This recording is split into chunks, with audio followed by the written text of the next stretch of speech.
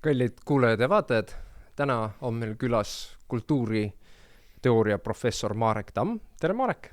Tere, Nasari! Ajalugu on selline ala, mis on ilmselt väga populaarne inimeste seas selles mõttes, nad mõtlevad sellest, nad tahavad mõtestada ajaloo sündmusi ja ta kuidagi ei ole nagu võrdväärne teistega, ilmselt kuidagi isegi mitte kirjandusega, et kuna ajalugu on tugevalt seotud tugevate emotsionaalsete sündmustega, siis igaüks tahab olla selle osa. Milline sisu, ajaloo sisu on ta sinu jaoks? Et kas ta on pigem niuke akadeemiline huvi, emotsionaalne sisuga? Mis ta sinu jaoks on? Minu jaoks on tõesti eeskätt akadeemiline suhe. Minu jaoks on uurimisvaldkond. Aga ma üldse ei ütle, et see on ainus võimalik ja ainus õige viis minevikuga suhestuda. Et ma tastun sammu tagasi, siis mulle tundubki, et on väga erinevad viise, kuidas inimesed minevikuga suhestuvad. Et ma arvan, domineerib pigem emotsionaalne suhe, eks ole. Et kuidagi minevik läheb korda, me midagi sealt võtame eeskujuks või midagi kuidagi peame pahaks. Aga seal võib olla hoopis mingi kaubanduslik suhe, et turismitööstus või mingid, ma ei tea, suveniiritööstus või ka mingisugused giiditööstused ja muud, et sel juhul on see tõesti selline praktiline peaaegu et kommertsiaalne suhe, aga me võime ette kujutada hoopis mingisugust religioosset suhet, et sa otsid minevikust mingisuguseid maailmavaateid või usundeid, mis sulle korda lähevad ja sa tahad uurida seda konkreetse mingi usundu või kiriku ajalugu ja kuidagi suhestud selle minevikuga hoopis läbi sellise religioosse kogemuse ja need nimekirja võib pikalt jätkata. Poliitiline suhe, eks ole, tihti kasutatakse minevikku selleks, et õigustada mingeid poliitilisi otsuseid või legitimeerida ajalooliste eeskujudega mingid tänapäevased tegusid või otsused.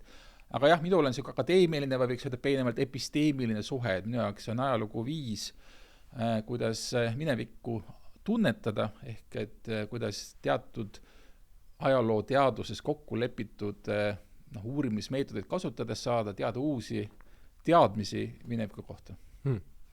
Ma tavaliselt küsin iga meie külalise käest, kes on üles kasvanud Nõukogude Liidus, et kuigi ta ühelt poolt on nagu niuke isiklik lugu, aga praeguseks ta aina rohkem muutub nagu ajaloo osaks, sellepärast et uus põlvkond põhimõtteliselt ei tea, mis asi see on. Mis on sinu mälestused nii ajaloolasena kui ka inimesena sellest, mis oli Nõukogude Liit? Head, halvad, niisugused emotsionaalsed hinnangud? Mul on palju mälestusi ikkagi, mis sa saleta minu lapsepõlv möödus Nõukogude Liidu viljakates tingimustes, aga ma olen selles mõttes ikkagi jällegi sellest õnnelikust perioodist, et mul ei ole mingit traumaatilisi mälestusi, see oli ikkagi Nõukogude aja lõpp, mis oli, minule seostub ikka rohkem sellise veidruste ja absurdsuste ja mingisuguse hääbuva sellise impeeriumi keegi ei uskunud juba seda. Täpselt, et ma ei teadnud kedagi, kes oleks olnud mingi siiras kommunist või siiras Nõukogude Liidu usku, et see oli ikkagi natuke siuke juba allakäigu faas ja mis see täpsema tähendab, see oli eeskätt Brežnevi aeg, mis oli tõesti siuke absurdne aeg ja siis järgnesid, eks ole, need kiired, lühikesed kommunistliku partei peasekretäride vaheldumised, mis siis päädis juba Gorbatšovi ja Perestroika ja Glasnostiga.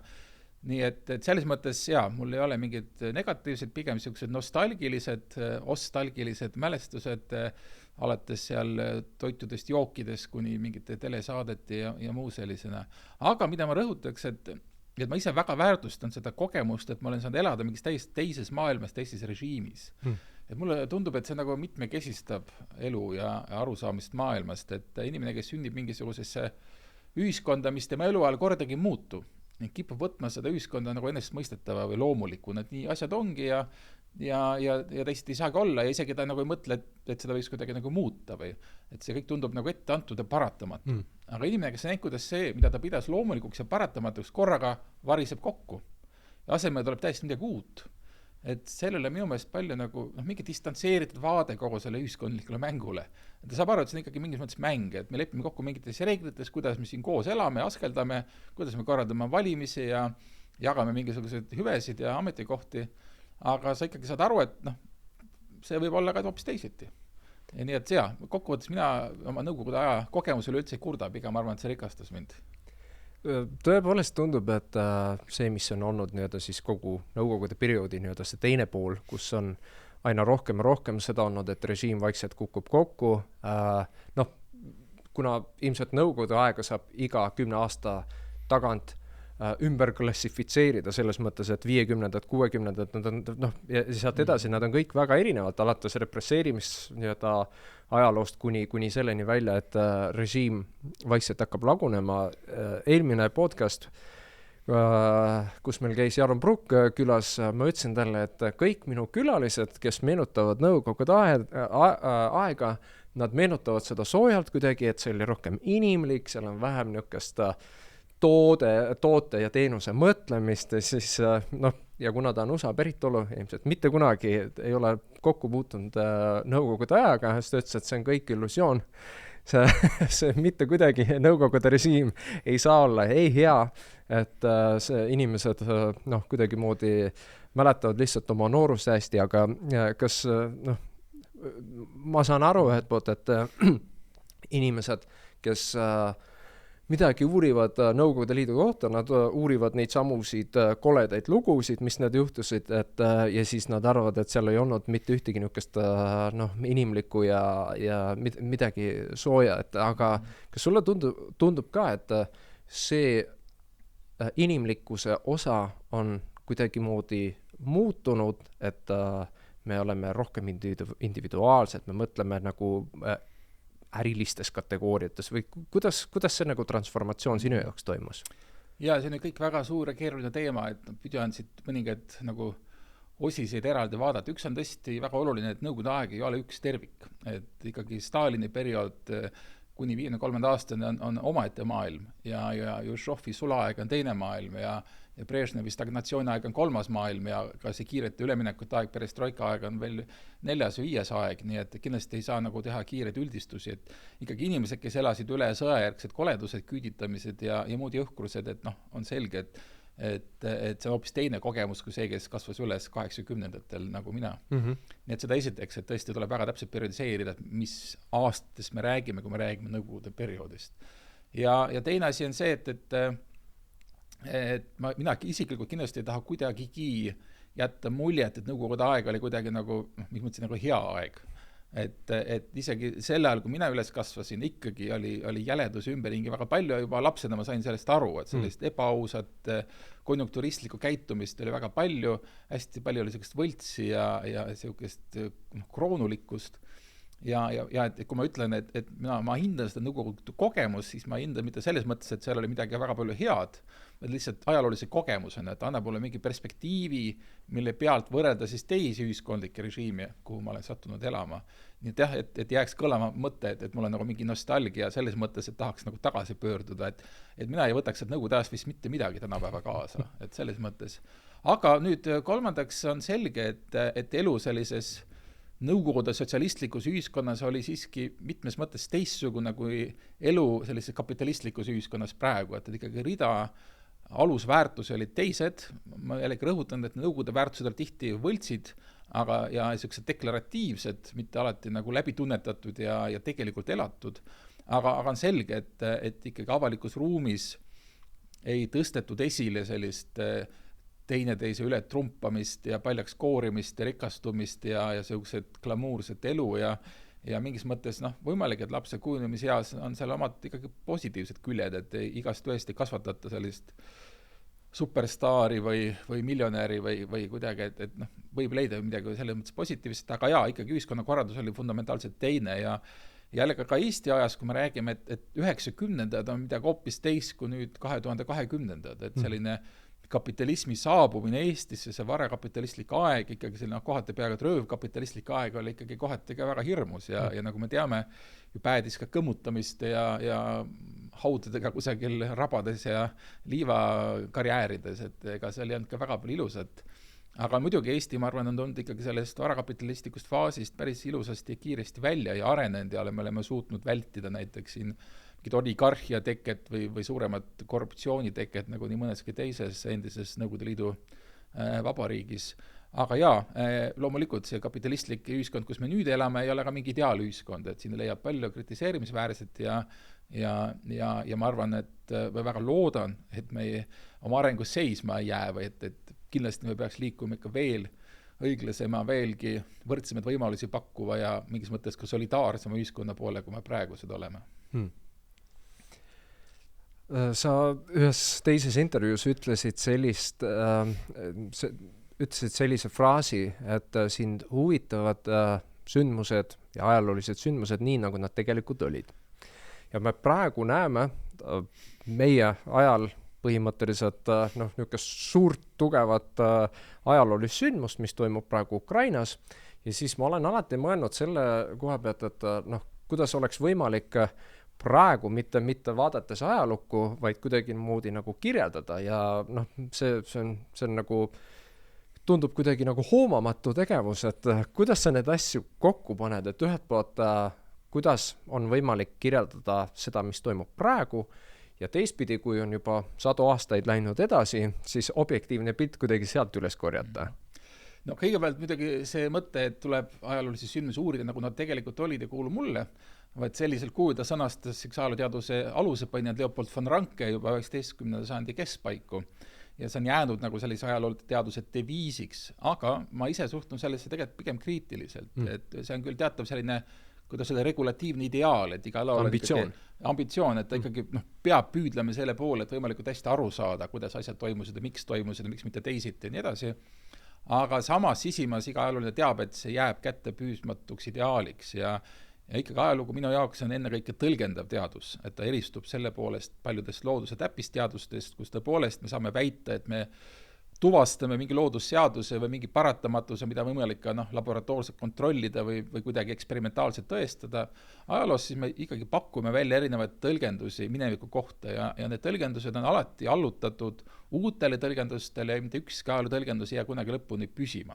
See on selline pidev loov mineviku tõlgendamise protsess ja nüüd küsimus on selles, et iga tõlgendus ei ole võrdne. Mõni tõlgendus on palju veenvam, argumenteeritum, põhineb palju laiaulatuslikumal tõendusmaterjalil, mingis mõttes on ka nagu metoodiliselt huvitavam, originaalsem ja see ongi see, kuidas ajaloolased erinevaid tõlgendusi nagu omavahel kõrvutavad ja välja valivad, mis on nagu veenvamad. Et see on selline pidev sõelumisprotsess, aga nad kõik jäävad tõlgendusteks, isegi kui mõni tõlgendus on nii veenev, et püsib võib-olla aastakümneid, kui mitte sajandeid. Aga nii nagu me ei suuda tõepoolest ka olevikku kunagi nagu lõplikult sõnadesse püüda, et see, mis toimub praegu Ukrainas, me tõlgendame seda ikkagi igaüks oma nagu elukogemusest, oma väärtushinnangutest, oma teadmistest lähtuvalt ja mis võtame midagi lihtsam, et kui näiteks me satume mingi autoõnnetuse tunnistajaks ja seda on eksperimentaalselt kontrollitud, siis iga tunnistaja kirjeldab seda sündmust erinevalt. Ja kunagi ei saa öelda, et nüüd on meil olemas selle sündmuse nagu totaalne ammendav kirjeldus, et ta jääb alati vaatenurgast sõltuvaks ja kogemustest, väärtustest ja ka kognitiivsest aparaadist, kui kaugele keegi näeb, kui hästi kuuleb, seotuks. Ja nii on ka mineviku tõlgenduste puhul, et selles mõttes ei ole tegelikult suurt vahet, kas kirjeldada sündmust, mis juhtub nüüd ja praegu või seda, mis juhtus ammu. Suur erinevus on midagi see, et see ammu toimunud sündmust me saame ainult tõlgendada, uurida nende jälgede põhjal, mis ta nendest jätnud, mida me ajaloos nimetame allikateks. Ja mõni sündmus jätagi endast jälgi ja tegelikult sellega ta jääb nagu ajaloolise huvi orbiidist välja, sest et me ei saa uurida mineviku sündmusi, mille kohta pole allikaid. Ja olgem ausad, ma võtame lambist, aga ma pakun, et 95% ajaloo sündmustest mööduvad jälgi jätmata ja ei kuulu selles mõttes ajalukku. Ajalugu ikkagi selekteerib välja mingisugused olulised asjad, sündmused, isikud, nähtused, protsessid, mis on esiteks oluliseks peetavad ja teiseks, mille kohta on piisavalt tõestusmaterjali. Kas tehnoloogia suudab meile tulevikus pakkuda mitmekesisemat ajalugu, kui ma tahaksin pärida, oletame tehisintellekti käest, et anna mulle 4 tõlgendust selle kohta, mis toimus aastal 2022. Et kas sa seda poolt näed, et selline granulaarne logimine, ütleme niimoodi, nendest andmetest, et kas ta võimalik, et muudab kuidagi moodi meie ajalugu? See on põnev teema ja selle üle praegu arutatakse ajalooteaduses päris intensiivselt, et mida ikkagi see uus digitehnoloogia teeb ka meie ajalooteadmiste ja ajaloo uurimisega. Ja seal on väga palju erinevad seisukohti, erinevad stsenaariumeid, aga kui sa liikuma hakata, siis muidugi esimene väga suur arenguperspektiiv on allikmaterjali digiteerimine. Ja siis, kui see allikmaterjal saab digiteeritud ja see tööd on veel palju ees, siis järgmine küsimus on, et kas me suudame välja töötada ja tegelikult töö juba käib, erinevad programmid, rakendused, mis suudavad siis neid digiteeritud materjali automaatselt lugeda. alates, eks ole, lihtne on see, eks ole, et trükitekstide puhul niisugused tärktuvastusega programmid on olemas, mis lihtsalt muudavad selle trükiteksti masinale loetavaks ja arusaadavaks ja otsitavaks, aga praegu on ka väga kiiresti arenemas nii-öelda käsikirjaliste tekstide tuvastusrakendused. Ehk siis on võimalik mingid algoritme või selliseid masinaõppeprogramme harjutada mingisuguse käsikirja lugemisega, nii et ta alguses mingi treenitud materjali peal omandab selle käekirja eripärad ja siis suudab juba sekundiga kogu selle materjali nagu ümber transkribeerida siis nii-öelda masin loetavaks tekstiks. Ja jällegi võib-olla konteksti loomiseks, et maailmas on tohutu palju arhiive ja nendes arhiivides on tohutu hulk materjali.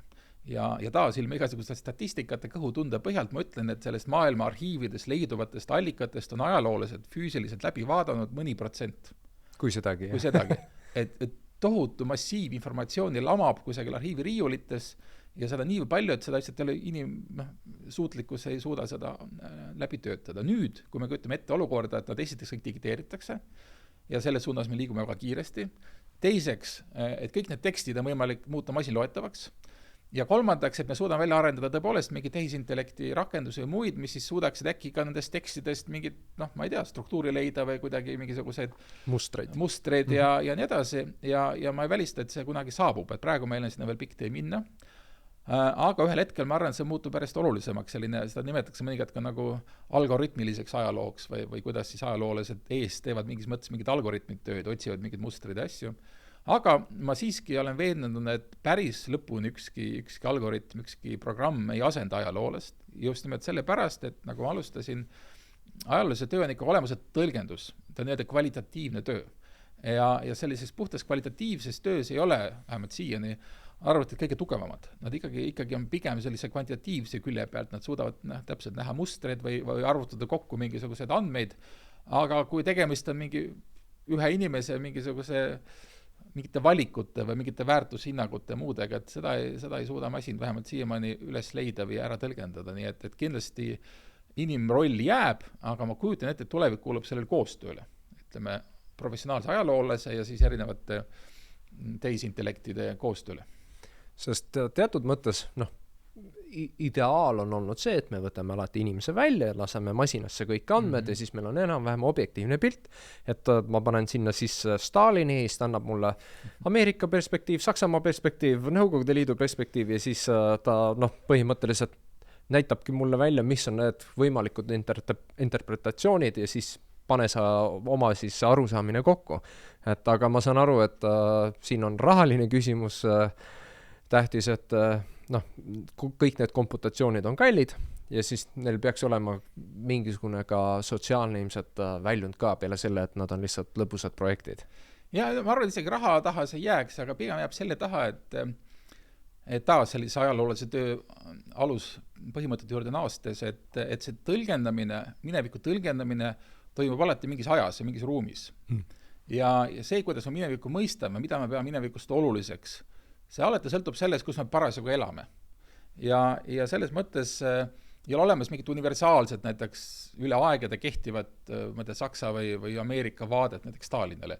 Et Stalini pärandid, Stalini tegude ümberhindamine käib igapäevaselt mingis mõttes ja see ongi tegelikult ju sest uued materjalid tulevad välja.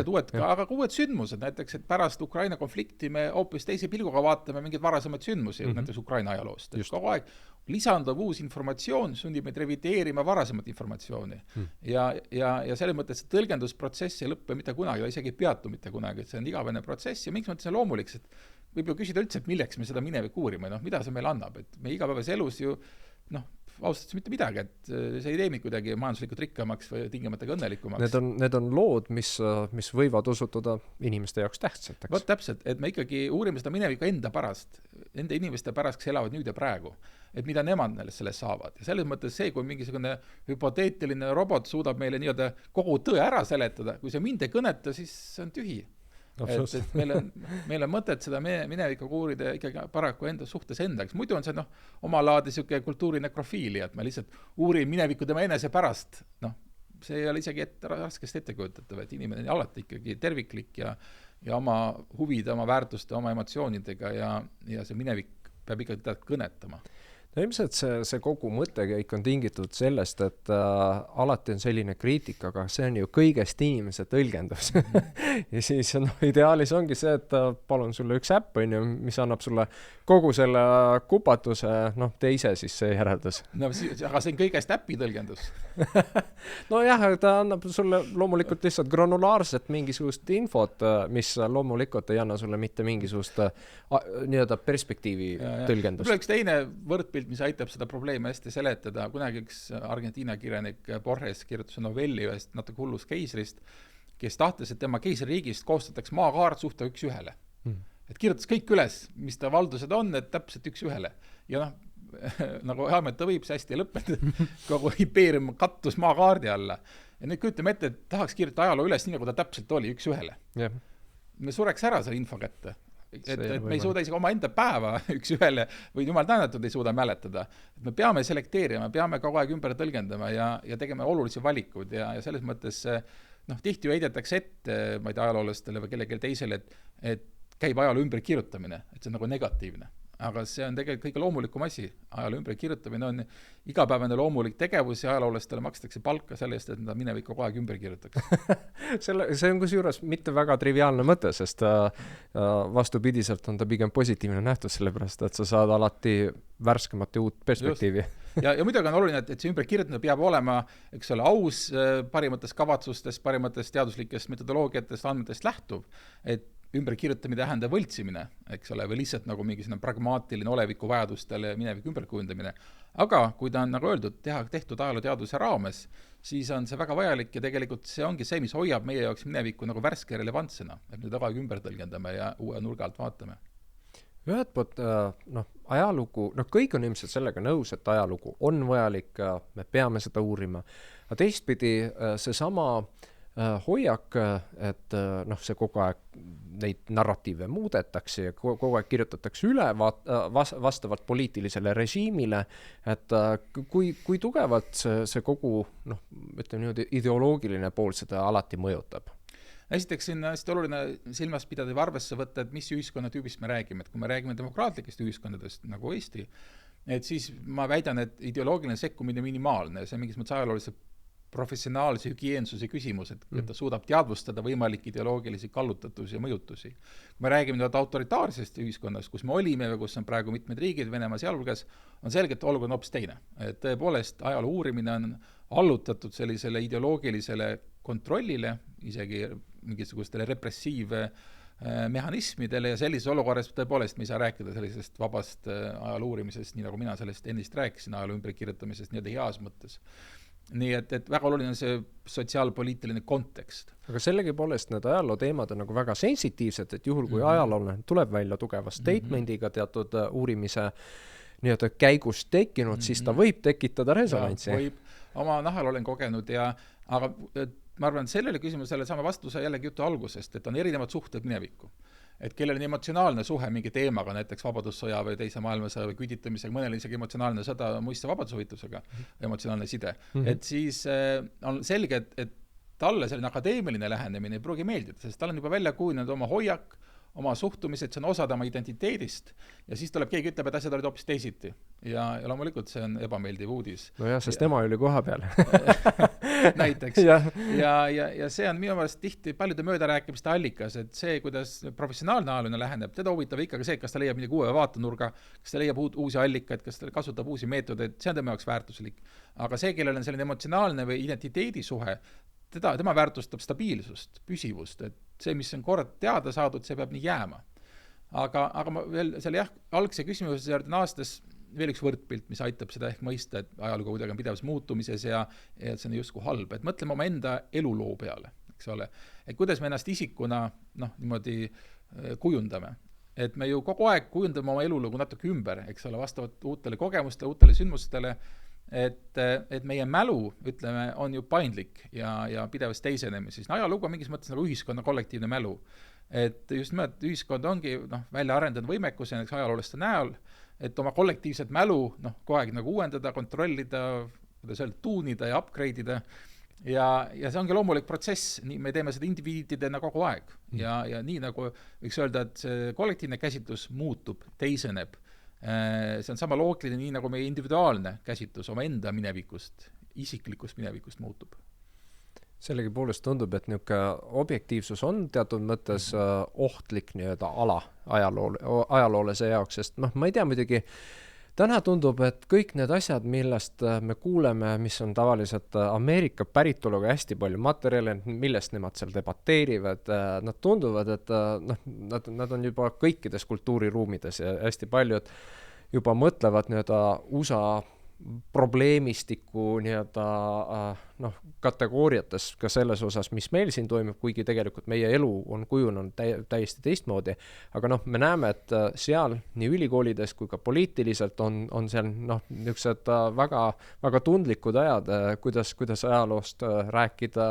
Ma saan aru, et ilmselt väga tugevad nad on lihtsalt läbi põimunud kogu selle poliitikaga, mis seal tekkinud, mis on äärmusest äärmustesse.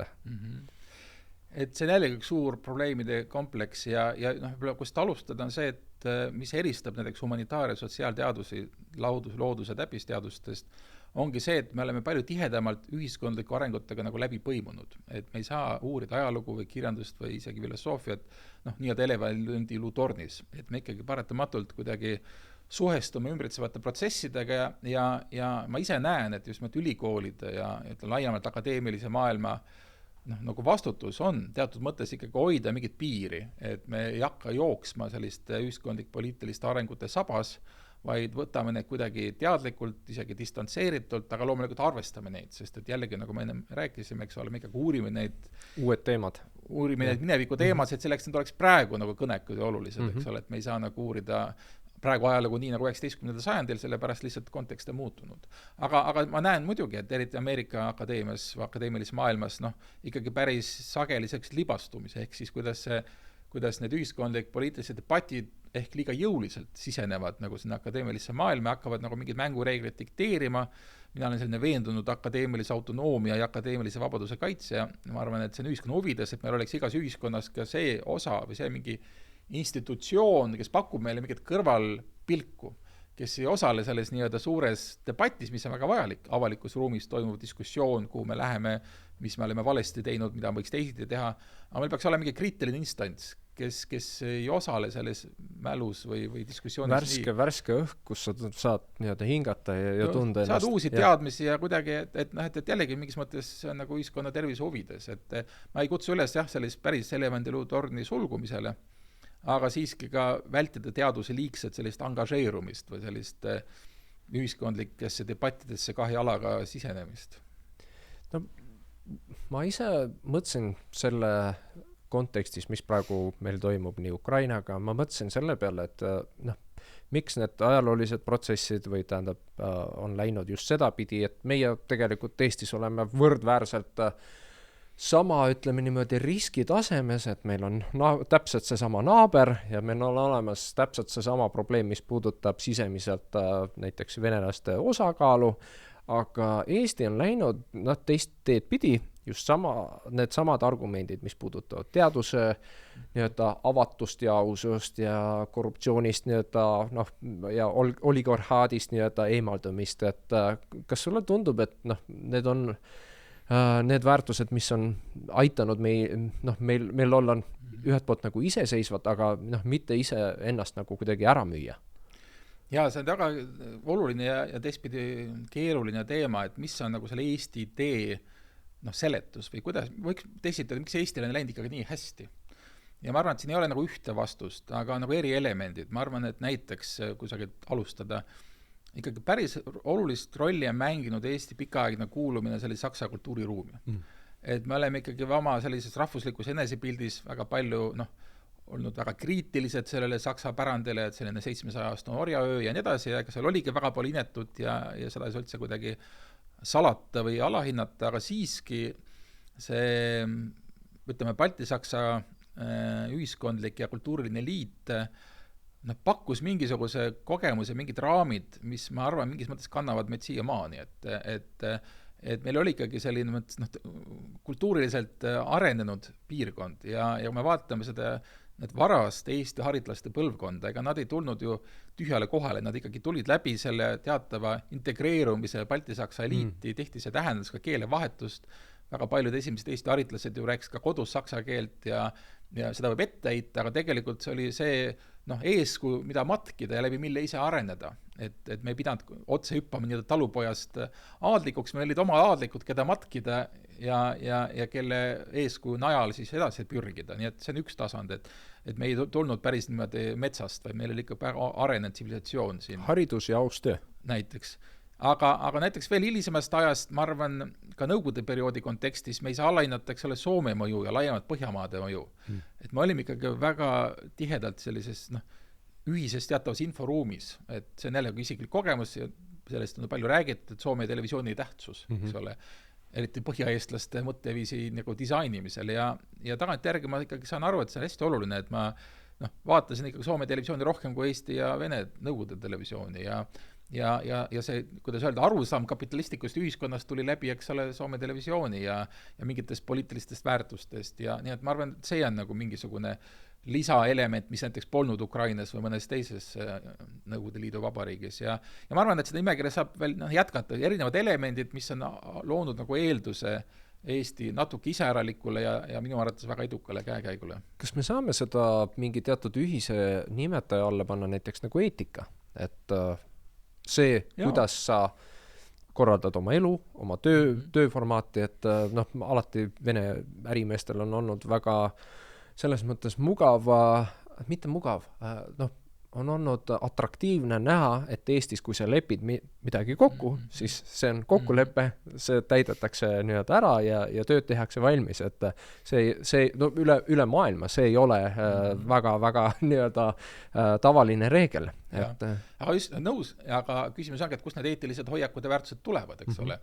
Et ei saa ju eeldada, et kuidagi ma ei tea, eestlaste geneetilisse koodi kaasa antud, see on ikkagi õpitud oskus ja kus seda on õpitud, mulle tundub, et seda on õpitud väga paljuski just nimelt baltisakslastelt ja laiemalt sakslastelt, seda on õpitud soomlastelt ja teistelt põhjamaalastelt ja just see teatav kultuuriline orientatsioon nagu Euroopa poole on olnud see, mis on nagu teinud meist selles mõttes euroopaliku riigi, kus täpselt kehtivad kokkulepped, kus hinnata ei toetata korruptsiooni ja nii edasi. Jah, eks see on mingisugune niisugune väga huvitav atribuut, mida ilmselt paljudel teistel riikidel on võimalik nagu õppida ja kuidagi moodi need hoiakud üle võtta, sest tõepoolest ühed poolt me klapime Skandinaaviaga, aga teiselt poolt me oleme nagu olnud kogu aeg selle riski sees ka, nii et võib-olla teised on olnud natukene vähem sellises olukorras, aga keelest rääkides, sa oled öelnud seda, et sa üritad oma kirjatükke, isegi kui nad on ilmunud teises keeles, ikkagi kas esseena või mingisuguses formaadis eesti keeles kas kirjutada või levitada, et sa ise praegu ka mainisid, et me olles teiste suurte kultuuride osa, sa väga palju õpid sellest ja väga palju saad, aga kuidas sa ise lahendad seda keele probleemi, et me siiamaani praegu oleme sellises olukorras, kus suuremad keeled on need, kus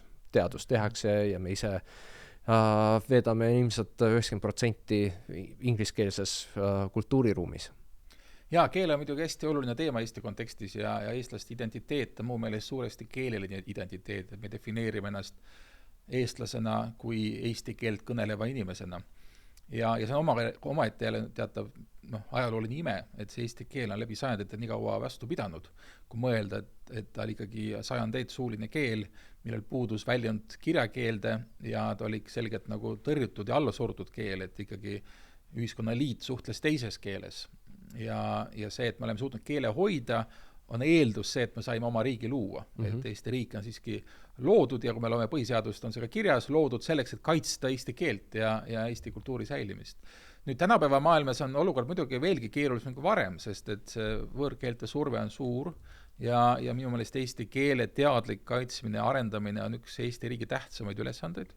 Näiteks praeguses kontekstis on ikkagi minu meelest äärmiselt kriitilise tähtsusega Eesti keele tehnoloogilise toe arendamine, et on selge, et need keeled, mis elavad üle digiajastu, jäävad ellu ja mis ei suuda kohaneda, surevad välja.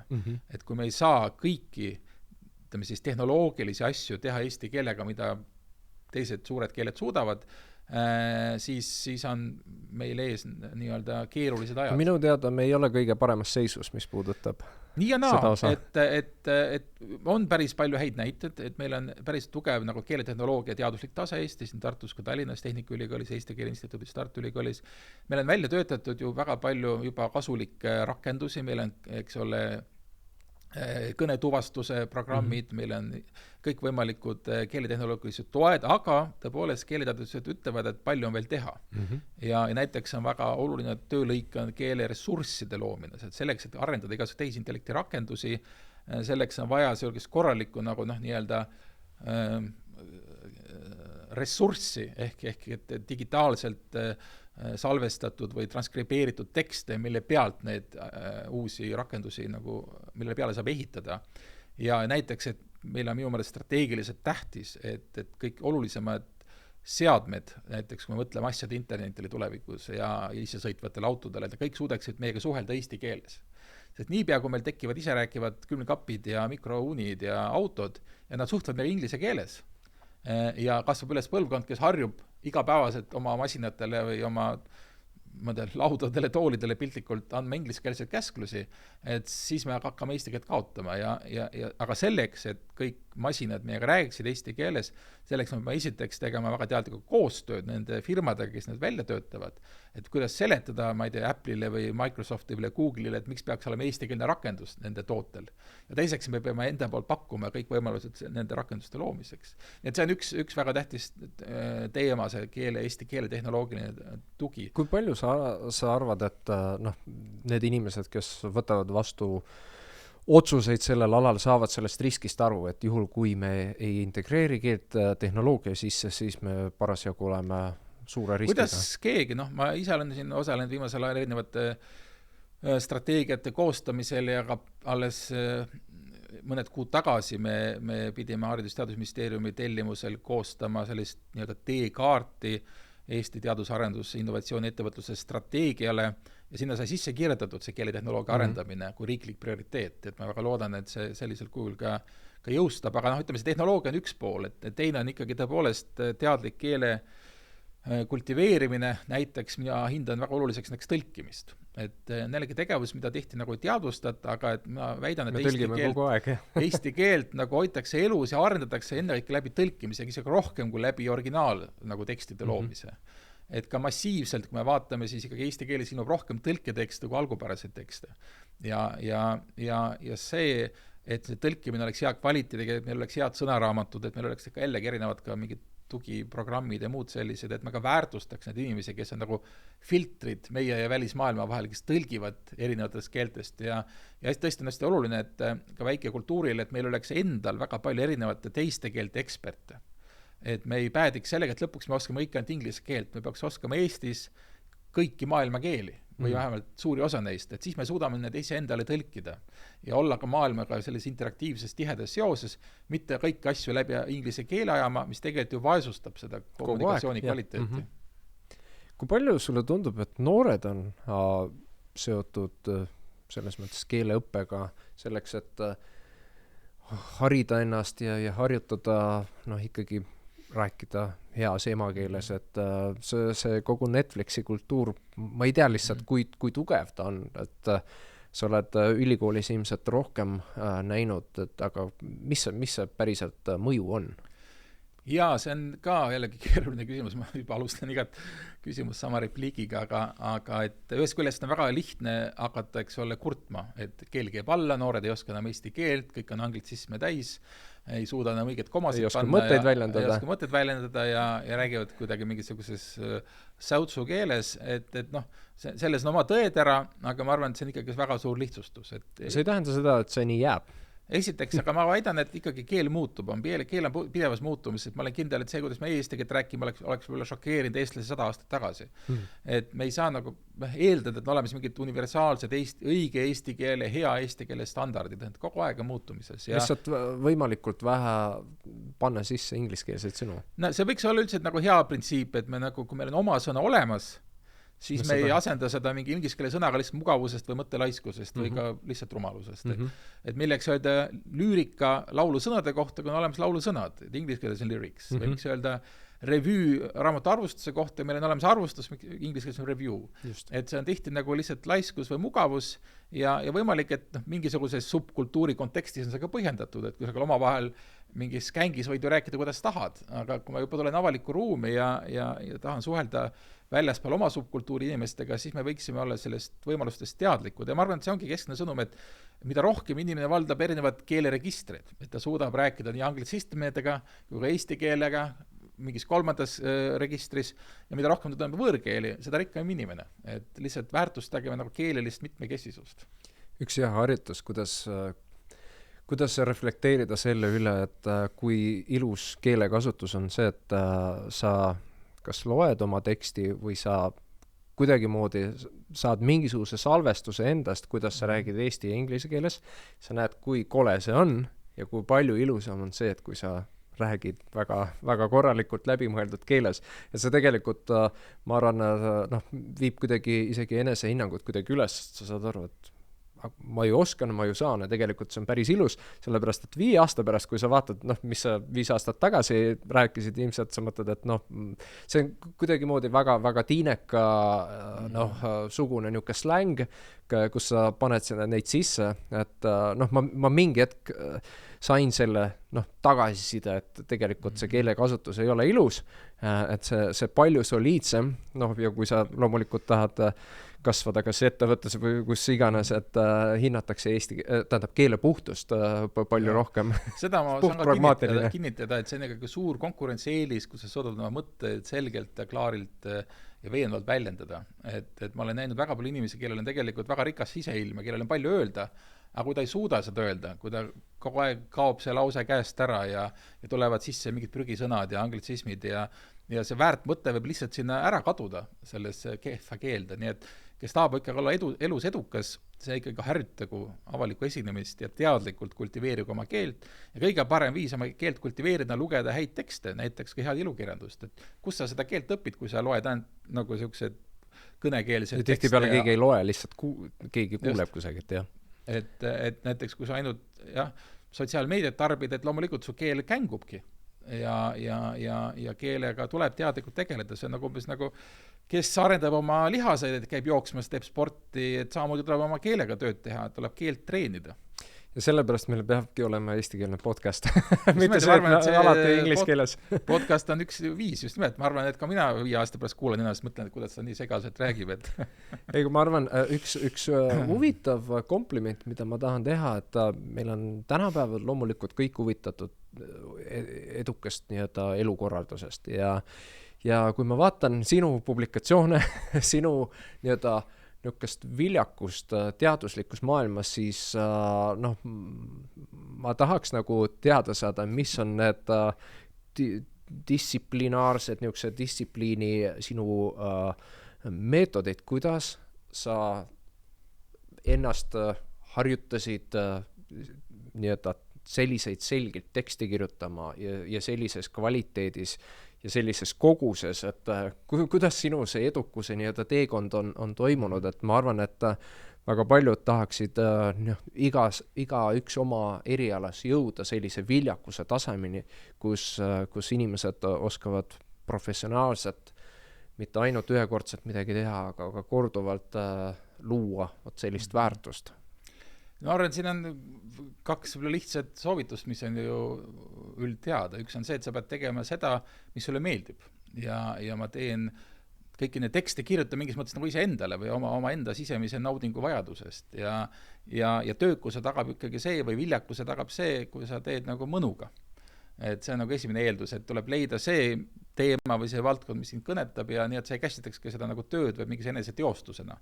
Ja see on üks. Aga teine on muidugi see, et ikkagi iga ma ei tea, mingi taseme või saavutuse taga on ikkagi reaalne füüsiline töö. Et siin on isegi välja arvutatud, et umbes 10 000 tundi kulub selleks, et saavutada mingisugune ekspertiis mingis valdkonnas. Et see ei tule iseenesest, tuleb ise endaga teadlikult tööd teha.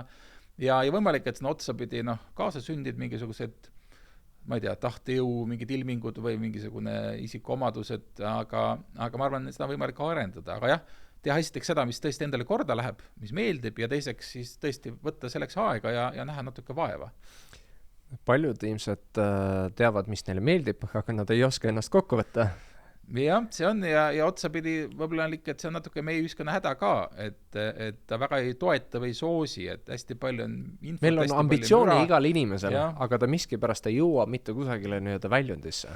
Lihtne niimoodi üldistada, ega ma ju tegelikult ei väidaks, et meie keskel oleks praegu kuidagi vähem tublisid ja andekaid inimesi kui 10, 20, 100 aastat tagasi, et nad, mis on erinevus, et nad teostavad ennast võib-olla natuke teistes valdkondades, et me natuke juba harjume ära näiteks, et noh, õiged inimesed teevad midagi sellist, näiteks, et õige inimene on näiteks, ma ei tea, teeb bändi või on kirjanik näiteks, ja kuidagi see on, aga selgub, et äkki need inimesed, kes vanasti olid kirjanikud, praegu on hoopis mingid programmeerijad ja nad võib-olla teostavad ennast natuke nähtamatumalt, aga mitte kehvemalt. Et lihtsalt need ühiskondlikud rollid, mida mingis mõttes aeg meile pakub, muutuvad ja inimesed teostavad ennast erinevates valdkondades ja me ei tohi jääda kinni mingitesse stampidesse, et õige enese teostus on siis, kui sa kirjutad romaane või luuletusi või teed bändi. No ilmselt see on niisugune eluaegne soov ikkagi loomulikult areneda ja olla ambitsioonikas ja nii-öelda kuidagi moodi struktureerida oma tegevusi, aga me näeme ainult kogu seda fassaadi, aga me ei näe seda, et kuidas täpselt niisugused viljakad kirjanikud või teadlased kogu seda mõttetööd organiseerivad. Kas sa oskaksid meid natuke nagu sisse juhatada sinna, et kuidas sa mõtestad mingisugust protsessi, kas sul on olemas mingisugune metoodika või lähenemine või kuidagi moodi sa jaotad probleeme metastruktuursetesse mingisugustesse klasteritesse. Mis see sisemine pool on?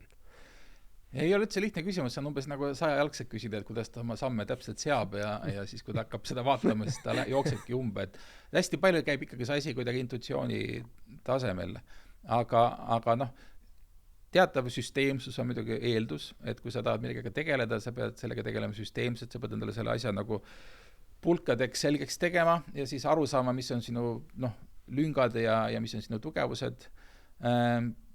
Kindlasti tuleb elus teha mingid valikud, sest et kui sa tahad olla edukas mingis valdkonnas, siis sa paraku ei saa tegeleda paljude teiste valdkondadega. Et päris iga aegad kuulen seda küsimust, et umbes, et kas sul on rohkem tunde päevas või midagi sellist, ja siis ma lihtsalt vaatan, ma ei tee mingeid tegevusi, ma ei ole vaadanud vist 20 aastat televiisorit näiteks või ma olen suhteliselt kehv sotsialiseeruja või ma ei käi iga nädalavahetusel kusagil klubis või nii edasi. Et ma ei ütle, et see on hea, ma võimalik, et ma olen millestki väga olulisest ilma jäänud, aga ma olen teinud mingid valikud, mul ei ole sotsiaalmeediakontot, ma ei kasuta Facebooki, Twitterit, Instagrami ega midagi. Et jällegi ma ütlen, et tehke ka nii ja mul ei ole üldse, ma isegi uurijana jälgin nagu vaatlejana neid sotsiaalmeediakontosid huviga, aga ma nagu aega sinna ei pane, sest mulle tundub, et ma kasutan oma aega mõnes teises rollis nagu tõhusamalt ja mulle pakub rohkem huvi, ütleme siis, teha mingeid muid asju, aga lõpuks on see valikute küsimus, et kui ikkagi tahta milleski saada nagu heaks, et siis tuleb sinna lihtsalt panna palju aega ja mitte kaotada oma fookust. Mitte kaotada fookust ja just ma arvan, et see on tänapäeva üks ikkagi kiusatusi, et meil on liiga palju need ärritajad või motivaatorid, mis tõmbavad kogu aeg tähelepanu eemale ja see sama sotsiaalmeediaga midagi üks ja üldse tehnoloogia areng, mis kogu aeg püüab sulle naha vahele tungida ja tähelepanu tõmmata ja see on ikkagi päris nagu teadlik enesedistsiplineerimine, et mis sellest aitab nagu eemale hoida. Üks hea definitsioon, mida ma lugesin kasvatusteadusest, on see, et lapsevanemad tahavad, et nende laps oleks geenius ja nad kasvatavad last, kes on geenius, ehk siis ta peab teadma kõikidest asjadest, midagi, et ta oskaks midagi nii-öelda korrata.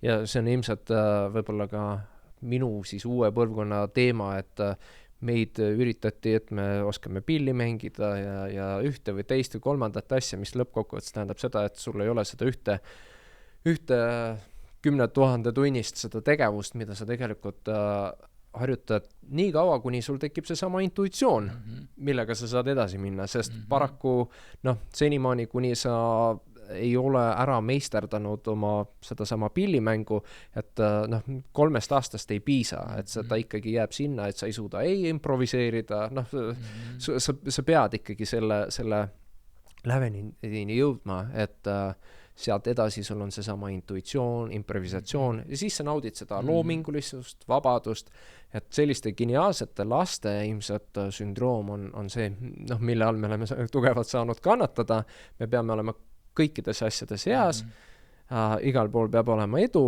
ja lõppkokkuvõttes ei ole isegi nagu ühes alas seda. Jah, see on keeruline olukord tõesti, et kui peaks olema igas edukas, et neid näituda maailmas väga vähe ja polegi. No iseenesest see, et näiteks lapsele anda võimalus proovida eri asju on muidugi hea, sest et tõepoolest, kus sa tead, mis on sinu kutsumus, eks ole, et kui sa proovid ära seal pillimängu ja spordi tegemise ja ma ei tea, mälumängurluse või keemiaolümpiaadid, et see on nagu mingis mõttes hea, aga tõesti ühe hetkel sa pead otsustama, et millele sa keskendud, et sa testid ära, kus sa oled tugev, kus on sul eeldused, mis sind kõnetab, mis sind nagu käima paneb ja siis sellele keskenduma. Jah, sest sa pead leidma selle asja, mis sulle meeldib ja siis selle arvelt oleks lihtsam sinna distsipliini sisse lükata, sest seal tekib see sama emotsionaalne sidusus, et juhul kui sa tunnedki, et sulle meeldib kuidagimoodi olla programmeerimisega seotud, siis kõik need valud kuidagi lähevad täiesti nähtamatult nagu mööda ja lõppkokkuvõttes sa saad selleks. Jah, et kuna tõepoolest elame sellises ajastus, kust kõik tahavad olla head ja kõigile tundub, et kui ma olen ainult ühe asjaga seotud, siis ma olen liiga primitiivne. Ja paraku alates Bill Gatesist kuni kõikideni välja, kõik on öelnud ainult, valige see üks ala, millest olete hea, sellepärast, et siis teil tekivad need teised võimalused. Ja siis te saate vaadata, et kuhu see tähelepanu läheb. Et see on ka tõesti oluline mõte, et ega ma ka ei kutsu üles sellisele täielikule fanatismile ühes valdkonnas, eks ole, et see päädida ka sellise kinnismõttelisusega ja tuleb hoida nagu vaim avatud ja ärgas, aga just nimelt, et selleks, et tekiks need seosed, selleks peab olema see tugev tüvi, eks ole, et selleks, et sa saaksid teha koostööd teistega või avada mingeid uusi uksi, selleks peab olema tugev nagu tagala. Aga jah, ma näen ka tegelikult teadvuses inimesi, kes on võib-olla väga head mingis väga kindlas lõigus, aga natuke ebahuvitavad, sest et nendega ei ole eriti millestki rääkida, sest neil on ainult üks idee, üks teema, et see ei ole ka ideaalne lahendus, et tuleb ikka katsuda olla ka mitmekülgne, aga see mitmekülgsus peab nagu olema põhistatud mingisugusele ühele tugevale vundamendile. Kuidas me saame populariseerida humanitaarteadusi ja teadusi, mis ei ole nii lihtsasti monetiseeritavad nagu teised? Jah, ma isegi ei ütleks, et see peab olema populariseerimine, sest et humanitaarteaduste eripära ongi see, et nad tegelevad asjadega, mis peaksid inimestele minema korda igal juhul. Peaksid olema loomulikud. Just nimelt, mis on humanitaarteadus? Inimteadused. Me uurime inimest. Me uurime seda, kuidas inimene mõtleb, käitub, miks ta nii teeb, miks ta teisiti teeb. Ja see on ju mingis mõttes kõige ülim eesmärk, et mingis mõttes, mis on inimese teine roll maailmas, kuidas aru saada inimesest. Ja humanitaarteaduste roll ongi inimest mõtestada. Tõsi, nagu iga teadus, tal on omad ohud, et ta muutub väga spetsiifiliseks, erialakeelseks ja selle tõttu ta ei suuda kõnetada ühiskonda. Nii et ma näen, et mis on humanitaarteaduste missioon, on see, et nagu teadlikult kõnelda erinevatele auditooriumitele. Et see tähendab tingimata nagu lihtsustamist või populariseerimist nagu halvas mõttes, vaid lihtsalt oma auditooriumiga arvestamist. Ennem sa mainisid tõepoolest, et ma püüan kirjutada teadlikult ingliskeelsele rahvusvahelisele eriala publikule ja siis ma kirjutan mingil viisil juba teksti retoorika, teksti ülesehitus, aga ma võin selle sama mõtte pakendada hoopis mingisse eestikeelsesse esseesse, ilma et ta oleks nagu kuidagi nagu lahjem. Aga nad hoopis teistmoodi üles ehitatud ja tal ei ole võib-olla viited ja tal ei ole mingid viited varasematele uurijatele, aga see mõte on seal sees. Et just nimelt see oskus oma sõnumit nagu pakendada eri moodi on see, mis on minu meelest humanitaarteadustes ja sotsiaalteadustes oluline ja ma möönan, et tihti inimesed ei saa seda oskust ülikoolis kaasa, et ülikoolis ikkagi õpitakse nagu teadusteksti kirjutama ja kuidagi rõhutatakse su lõputöö ja magistritöö ja kõik on ikka selline väga ranges sellises teadusteksti žanris, aga me peaksime rohkem õpetama ka kirjutama lühitekste, arvamuslugusid, mingisugused poliitikasoovitusi ja kõike sellist ja ma mõtlen oma enda kogemusele veel, et ma arvan, mis on mind palju aidanud, et ma hakkasin väga varakult kirjutama nagu ajakirjanduse tekste. Ja minust ajakirjandus on ikkagi väga suurepärane kirjutamiskool. Et esiteks ajakirjanduses on tähtajad, ajakirjanduses on ette antud tähemärgid, on ette antud ka teemad, struktuurid, et sa pead nagu kohanema, teadlasena tihti sa pead minna väga laisaks, et mida pikemini kirjutan, seda parem ja mida segasem, seda parem, et ajalehes see ei ole ja ma olen hiljem aru saanud, et ka töö ajakirjandusele on aidanud mul nagu teadlasena paremini kirjutada ja samas just nimelt teadvustada selle žanrilist mitmekesisust, et mõtlen, kellele ma nüüd räägin ja vastavalt sellele ma siis sõnastan oma ideed, aga jah, olemuslikult peaks olema humanitaarteadused nagu kõikide inimeste huvi keskmes. Ja seda ta ei ole. Ja selles on ju kõige suurem probleem. Noh, ma arvan, et see on minu enda ka niuke emotsionaalne võib-olla niuke kurbus minus tekitab see, et inimesed ei taha teada enda elu kohta eriti palju.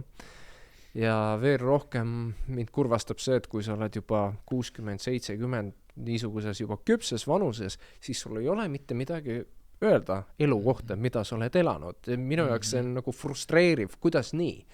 Ja sa vaevalt saad tavaliselt 2 või 3 isegi lauset, et kui sa proovi rääkida oma vanaema vanaisaga, et paraku nagu inimene, kuna ta ei kontseptualiseeri mitte midagi, ta ei üldista, ta ei vaata nende samade abstraktsuste vahelist mingisugust seost ja kuidagi ei ole see väga positiivne.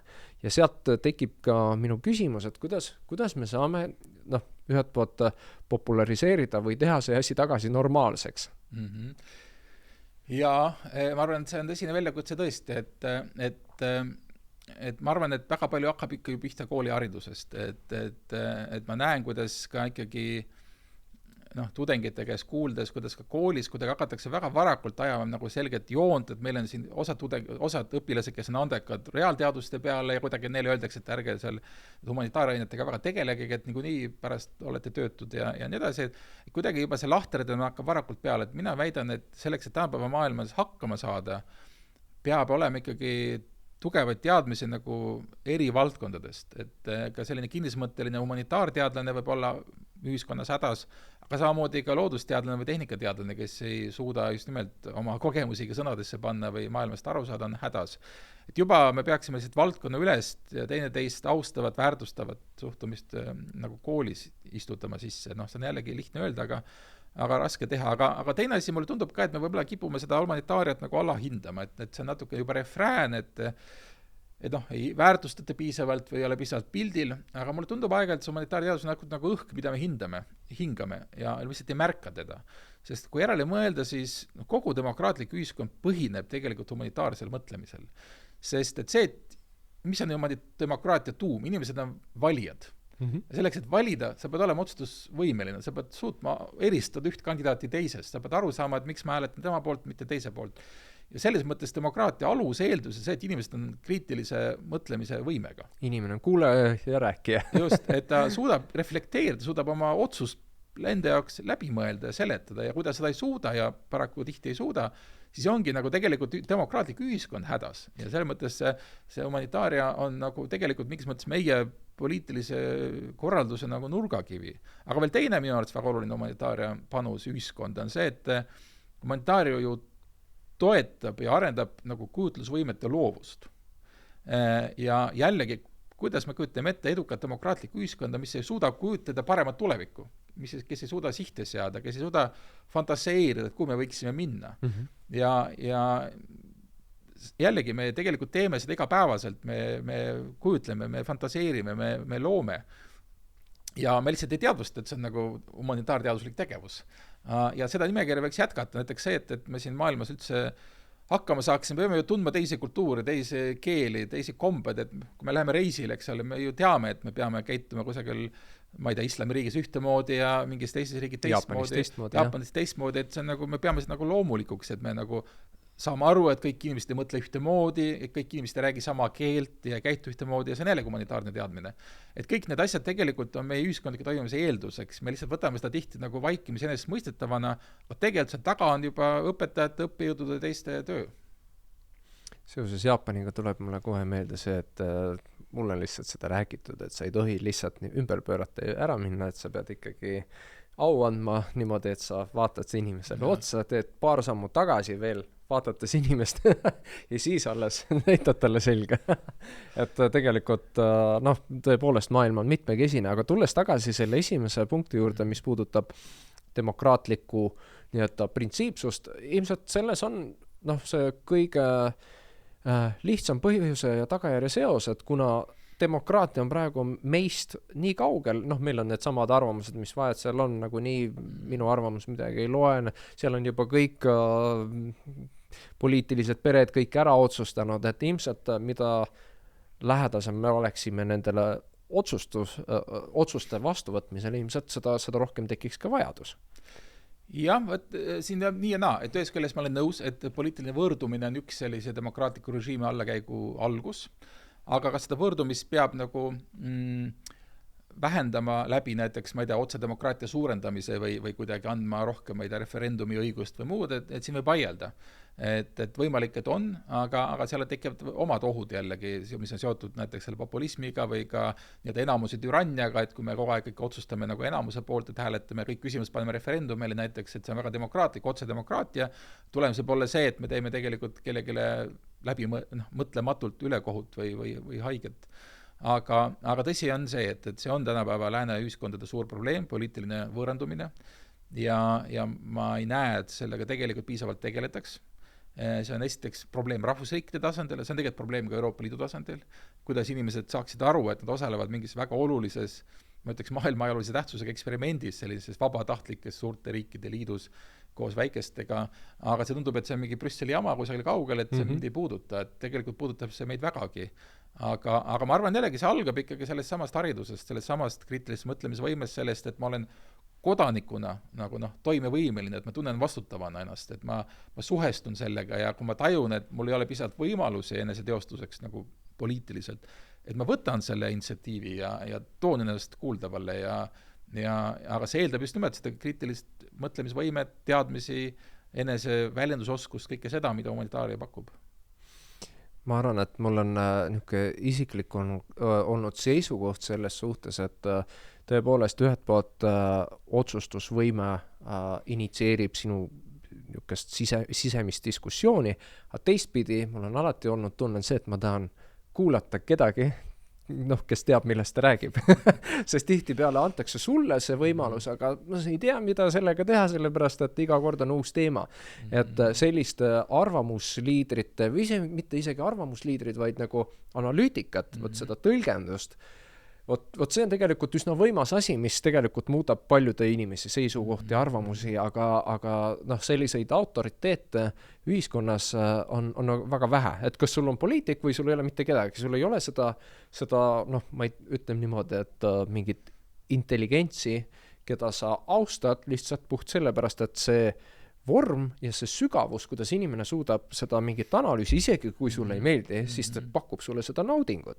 Et seda ilmselt osa kultuurist oleks tarvis rohkem arendada, et läbi ühiskondlik, ja need ei pea olema alati debatid. Me kogu aeg räägime sellest, me tahame ühest või teisest teemast debateerida, aga see, et keegi saaks demonstreerida lihtsalt oma analüüsivõimet ja ilma selleta, et ma pean olema poolt või vastu, aga see tundub nagu ilus protsess. Ja väga nõus, et see on ju see teadmispõhine ühiskonna ideaal, mida millest me aeg räägime, aga mida on üllatavalt vähe, et me ikkagi enamik otsuseid ka poliitiliselt teeme lihtsalt mingisuguste maailmavaatelistel ja muudel alustel, mitte lähtudes nagu analüüsist ja tegelikest teadmistest. Ja Eestis on siin kindlasti arenguruumi.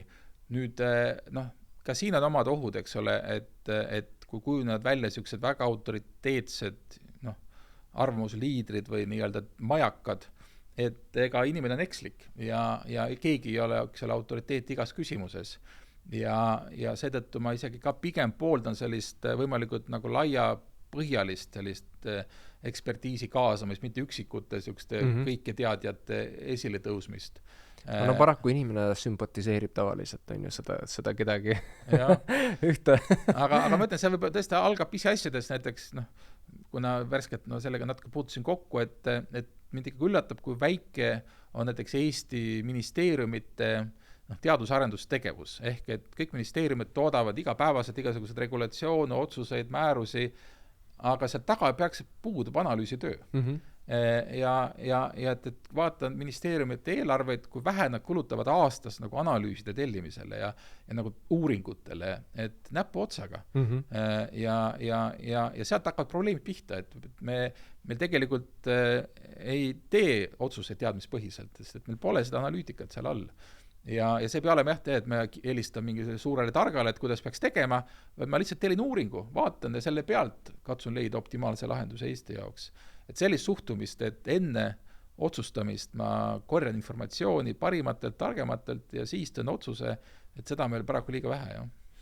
Ja see puudutab ilmselt ärimaailma ka, et sul on populaarsed ärikirjanduse need raamatud, kus on pealkirjadeks less is more, selles mõttes, kuna mida rohkem sa analüüsid ja saad asjadest aru, seda vähem sa teed vigu, aga paratamatult ekslikul kujul kõik tahavad alati kuidagi kiiresti mingisuguse otsuse välja anda, aga lõppkokkuvõttes kõik saavad aru, et see tegelikult ei ole seda väärt. Nii et jälle jõuame sinna, et meil puuduvad need samad baasprintsiibid, kuidas võtta vastu otsuseid, kuidas mõelda protsessidest. Ilmselt see probleem ongi keeruline, aga samas tundub, et kui palju me käime kogu aeg seda ringiratast, et kuidagi nii riigina kui ka tsivilisatsioonina sa tahad ju kuidagi moodi neid edusamme teha. Muidu on see, et iga generatsioon saab uuesti aru, et less is more. Kuidagi see ei kõla nagu progressina.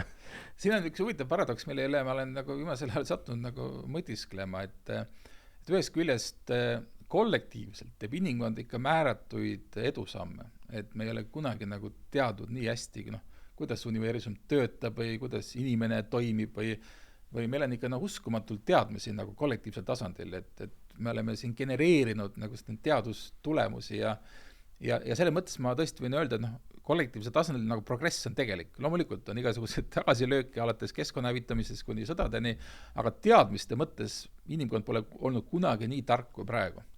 Nüüd individuaalsel tasandil see nagu üldse ei toimi. Ja mingis mõttes on see väga loomulik, et kollektiivselt me kumuleerime, eks ole, teadmisi ja fikseerime neid ja sellele saame lugeda, eks ole, edasi kanda. Aga individuaalselt on meil ikka igaühel seesama loetud aastakümned elada ja sa pead hakkama sünnid siia maailma enam-vähem tühja lehena. Sa pead hakkama otsast kogu seda informatsiooni nagu omandama. Ja sa sured enne ära, kui sa nagu kübekesegi sellest nagu omaks saad. Ja nüüd minu jaoks küsimus ongi see, et kui me nagu saame aru, et meie areng on tegelikult kollektiivne. Individuaalselt me oleme umbes sama lollid nagu 100 või 1000 aastat tagasi, mööndustega, aga lihtsalt meie inimressursid ja ressursid on piiratud. Kuidas kõige parimal moel seda kollektiivset tarkust nagu ära kasutada?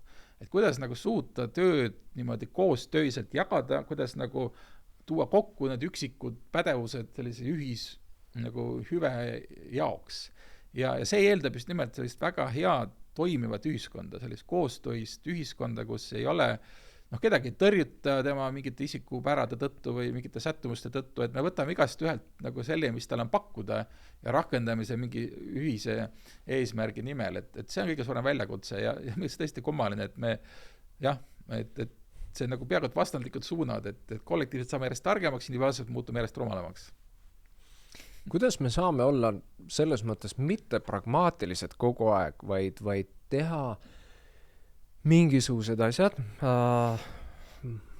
maailmavaated saame teha nagu loomulikuks ja normaalseks, et tervislik elustiil, kirjanduse läbitöötamine, tõlgendamine. Mis oleks see argument, kus me ei pea nagu välja mõtlema, et mis on selle turuväärtus või mingisugused turundusalased need mõõdikud. Kuidas me saaks nagu normaliseerida seda, mis on inimese jaoks tervislik, mitte ainult keha suhtes, vaid ka tema vaimu ja teadmise ja läbi kogu nagu selle inimkategooria. Kas see ongi ainult niisugune kollektiivne ideaal või lühike vastuse läbi kasvatuse, ega siis inimene ikkagi kujundab oma hoiakud ja käitumismallid läbi kasvatuse ja läbi alates perekonna keskel kuni, eks ole, siis sellise formaalse hariduseni ja läbi kogu elu. Aga ma ikkagi taamal tuleb möönda, et inimene ei ole ju lõpuni ratsionaalne olend, et ta ei oma käitumist ei reguleeri ainult nagu selliste mõistlike otsuste põhjal, et me ikkagi teeme ka valikud mingitel teistel alustel ja teistel kaalutlustel ja noh, mingist mõnuprintsiibist lähtuvalt või mugavusest lähtuvalt ja selles mõttes ma arvan, et seda olukorda ei saabugi, kus kõik elaksid nii-öelda parimal võimalikul viisil, et mingisugune selline ärakukkumine või libastumine jääb inimese juurde ja võimalik, et ka see on mingis osas kasulik, et midagi sealt õpitakse nendest vigadest ja negatiivsetest kogemustest.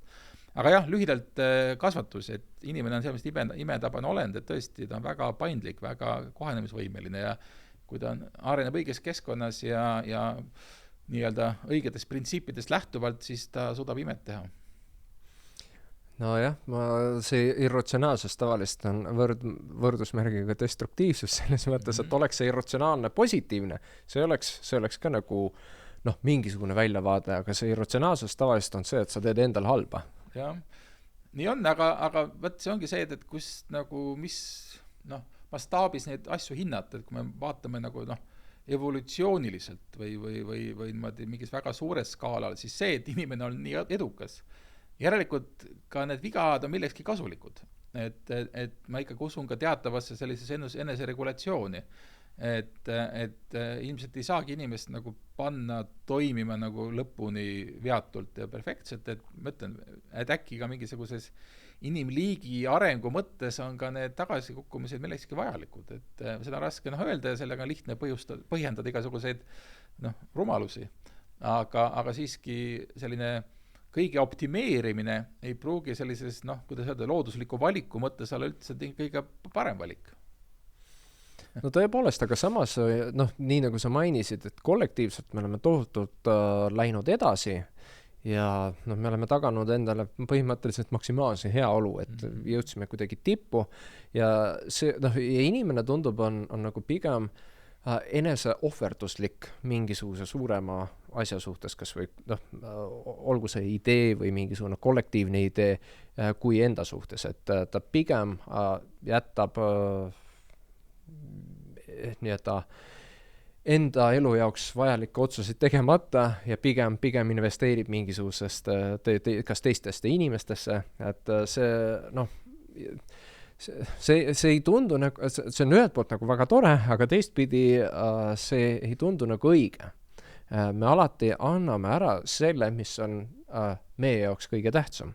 Kõik meie aeg, meie elu, ideed, miski pärast, võib-olla see on lihtsalt see sama ajalooline võib-olla hetk, võib-olla see sama kasvatus, mis on nagu pigem, kas äkki tulnud ka kristlikust rohkem või religioossest kultuurist, et sa pead ära unustama selle, mis on sinu enda tahe, sa pead mõtlema selle peale, mis on teiste jaoks ja Jumala heaks ja millegi jaoks hea, aga mitte sina ise. Et võib-olla me peame enda juurde tagasi tulema. Ja see on mingis mõttes julgeüldistus, et ma ei ole kindel, et ma sellega lõpuni kaasa tulen, et kas tõesti meie, ma ei tea, ainuüksi isegi lääne ühiskonnaga piirdudes, kas tõesti domineerib see minu ise allasurumine ja mingi kollektiivse eesmärgi nimel enese ohverdamine, et nii ja naa. Aga ma arvan, et üks mehhanism, mis seda seletab, on ikkagi jällegi üks vastus, üks sõna surematus. Et inimene, kes saab aru oma surelikkusest, kuidas ta elab edasi. Ta elab edasi teistes, ta elab edasi oma järglastes, ta võib elada edasi ka mingites oma ideedes, aga igal juhul ta elab edasi tänu teistele. Ja selles mõttes see, mis võib tunduda esmapilgul nagu enese ohverduse või enese allasurumisena, võib olla tegelikult enese püsimise või enese igavikustamise nimel tehtud. Et selles mõttes see võib olla jällegi keerulisem, kui ta esmapilgul... Ja see on pigem alateadlik, jah? Jah, sest et ma arvan, et ikkagi see, mis inimest defineerib, on ikkagi tema suurelikkus ja varem või hiljem me kõik peame selle kuidagi toime tulema. Ja ma arvan, meisse on siiski sisse kodeeritud see soov kuidagi seda suurelikkust ületada või üle kavaldada. Ja üks viis seda teha on just nimelt läbi oma siis kas nii-öelda geenide või meemide edasi pärandamise. Ja selles mõttes jah, seda on ju ka palju uuritud, kuidas ju see, mis võib tunduda näiteks ema käitumises enese ohverdusena lapse suhtes, võib olla tegelikult kogu ema huvides, sest et lõpuks ta elab edasi oma lapses. No tõepoolest. Üks lihtsalt mõte, mis mul kadus ära. ma vaatan, kas ma saan selle kätte. Sabast kinni. Jah. Üks mõte, mis mulle seostub selle inimese eneseohverdusega, mitte ise eneseohverdusega, vaid see, et kui me lubame midagi teisele inimesele, siis me peame selle lubaduse täitma pigem võrreldes sellega, et kui ma luban midagi iseendale.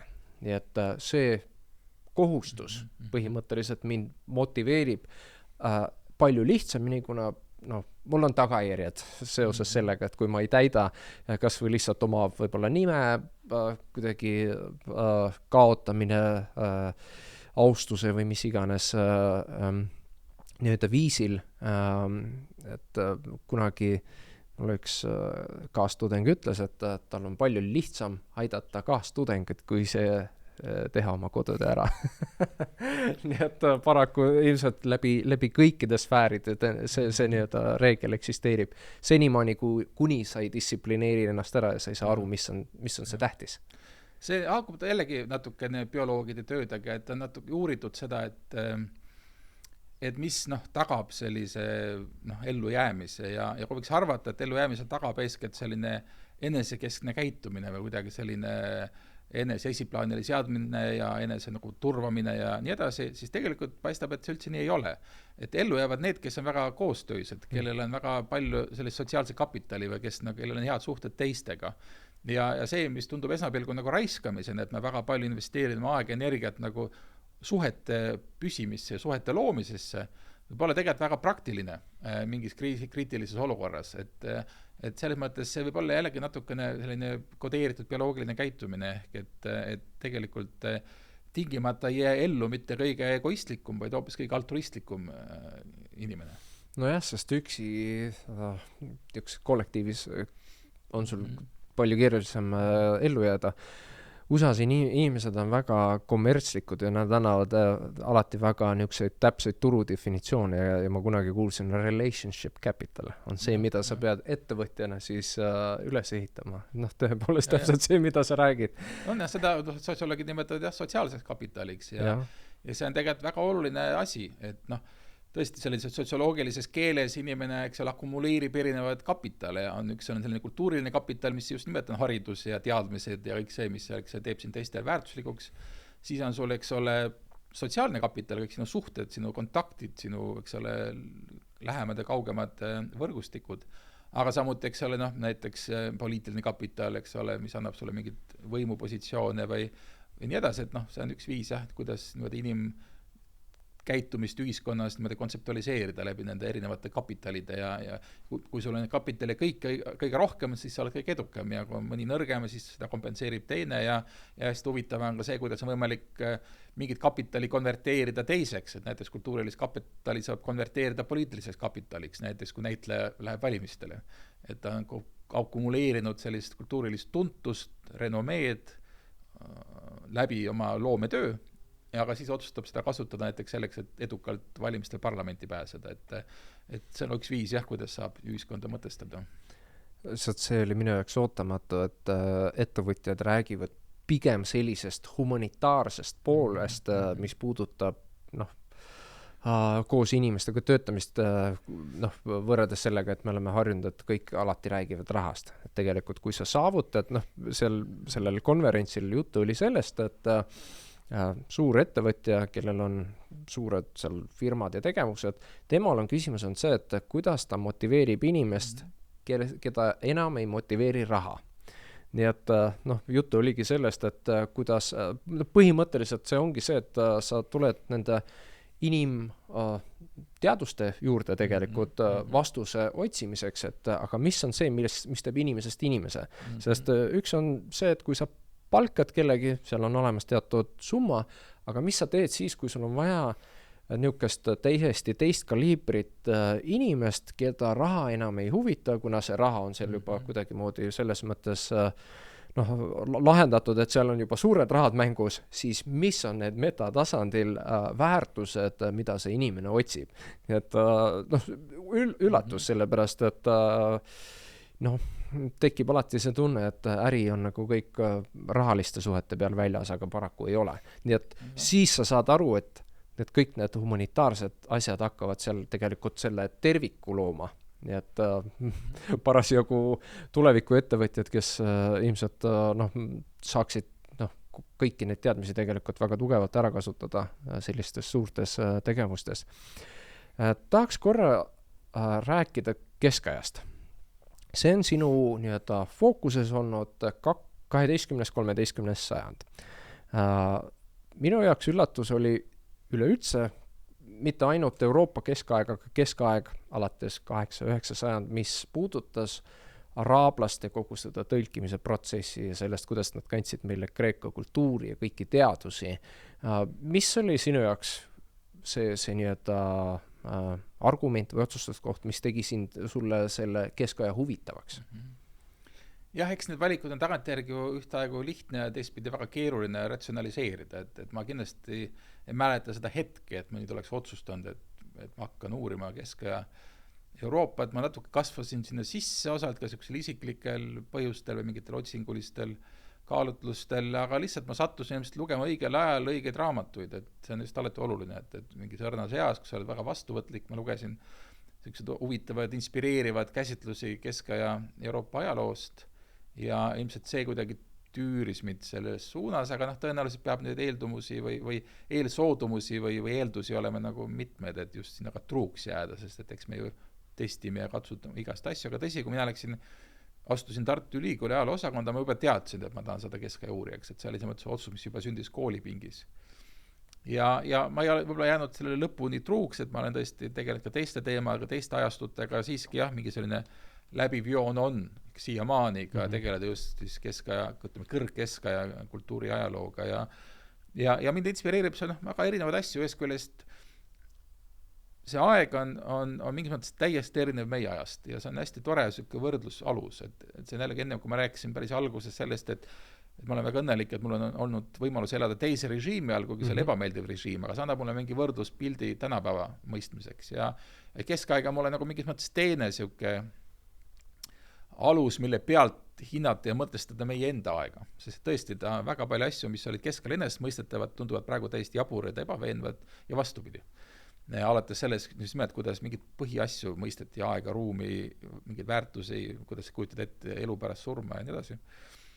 Aga teisest küljest on ikkagi selge, et meie Euroopa kultuur on välja kasvanud keskaja kultuurist, et me võlgneme ikkagi oluliselt vähem antiikajale näiteks, kui me võrdneme keskajal, et ikkagi mingisugused asjad pandi paika, alates ülikoolidest, linnadest, mingisugusest poliitilistest korraldustest, et loomulikult on väga palju teisenenud, muganud, aga mingid baasstruktuurid ikkagi, Euroopa kui selline ikkagi on keskaegne nähtus ja mingid alusväärtused, mis on loomulikult lahutamatud kristlikust väärtustest, on siiamaani ju mingil kujul alles. Nii et jah, ühes küljest see teatav eksootika, ta on teistsugune tõmbas, teisest küljest, et ta on tegelikult ikkagi nagu meie eellugu ja et mulle tundub, et läbi Kesk-Euroopa parema mõistmise me mõistame palju paremini meie enda aega.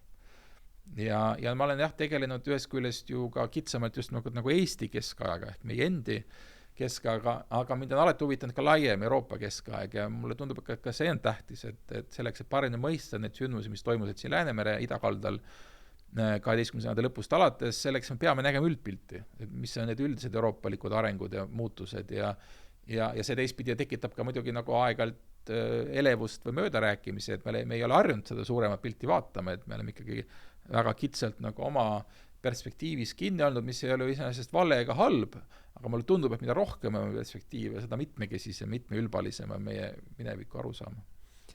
Mis see suurem pilt kujutab endast ette? Keskmisele inimesele keskaeg tundub, et käib koos sõnadega kootika, mingisugused niisugused hirmsad ajad ja mingisugused lossid ja see ongi väga huvitav, et on väga erinevaid selle keskaja pilte ringleb, et tõesti, mis seal salata, väga palju on negatiivseid pilte ja nendel on oma päritolu, eks need negatiivsed pildid on ju pärit kas näiteks reformatsiooni ajast, kus oli vaja, ennast vastandada katoliku kirikule, pärineda valgustusajastust, kus jällegi konstrueeriti selline nii-öelda teine suure tähega, selline barbaarne aeg, mis vastandub meie valgustusajastule. või näiteks hoopis 19. sajandi romantikute ajast, kus hakati kujutama ette nimetuseks Coty tondilugusid ja kirjutati Jumalamaa kirik Pariisis ja mingis mõttes hakati hoopis seda nagu kuidagi üle kuldama, seda ajastut või müstiliseks, maagiliseks tegema.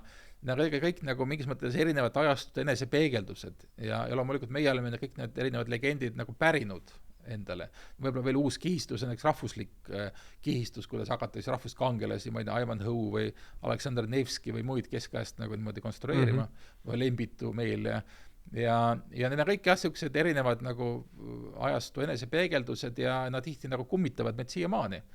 Ja see on omaette nagu uurimisvaldkond, millega olen natukene tegelenud, ütleme siis keskaja nagu retseptsioon hilisematel sajanditele, kuidas konstrueeritakse erinevad käsitlusi keskajast ja nüüd öelda, milline oli see õige keskaeg või tegelik keskaeg, aga see ongi väga raske, seda me räägime 1000 aastast kogu Euroopa kontinendi ulatuses, et kuidas seda püüda.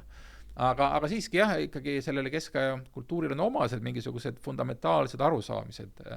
Me ei ole siin aega hakata nüüd lahti rääkima, et mitu läheb omaette loenguks, aga ikkagi mis on oluline, et keskaja kultuur ikkagi ise armastas ennast käsitleda nagu terviklikuna ja kuidagi korrastatuna ja ta oli väga hierarhiseeritud kultuur, kus olid igaühe koht oli nagu paigas ja tihti seda ka väljendas see, kuidas ta riietus või see, kuidas ta rääkis või kus ta elas.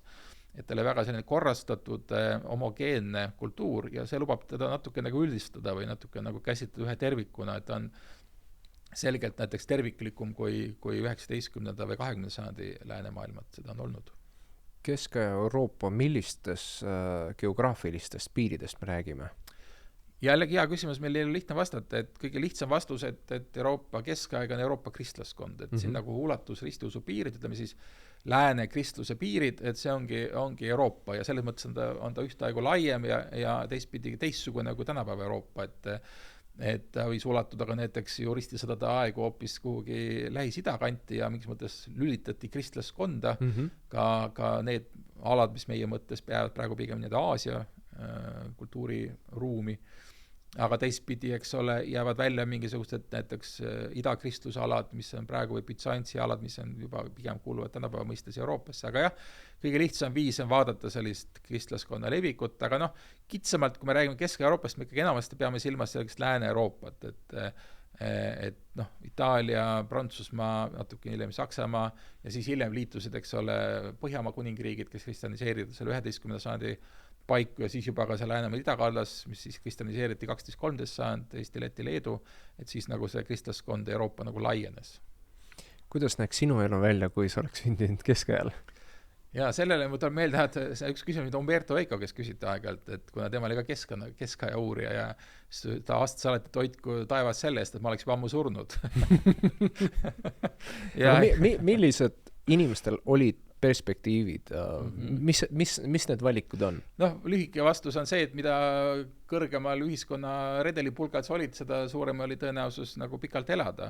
Ja selles mõttes on see muidugi lihtsustav arusaam, et keskajal suurdi nagu väga varakult, et see lähtub sellisest statistilisest illusioonist, mis on seotud nagu keskmise elueaga. Aga vaadata nagu täpsemalt, siis see keskmise eluea viis madalale kõrge laste surevus. Ja tõepoolest, jällegi väga üldistavalt öeldes seal kuni 2/3 lastest suri enne, kui nad seal 5.-6. eluaastaks said. Kas see oli sanitaarse olukorra? Jaa, see on lihtsalt sanitaarne olukord, teadmatus meditsiinist ja nii edasi, et elukombed ja kõik see. Ja seda kuidagi ilmselt võeti natuke loomulikumalt, oligi lapsi väga palju, eks ole, 10 last, siis 3-4 jäi ellu, et siis nagu praegugi.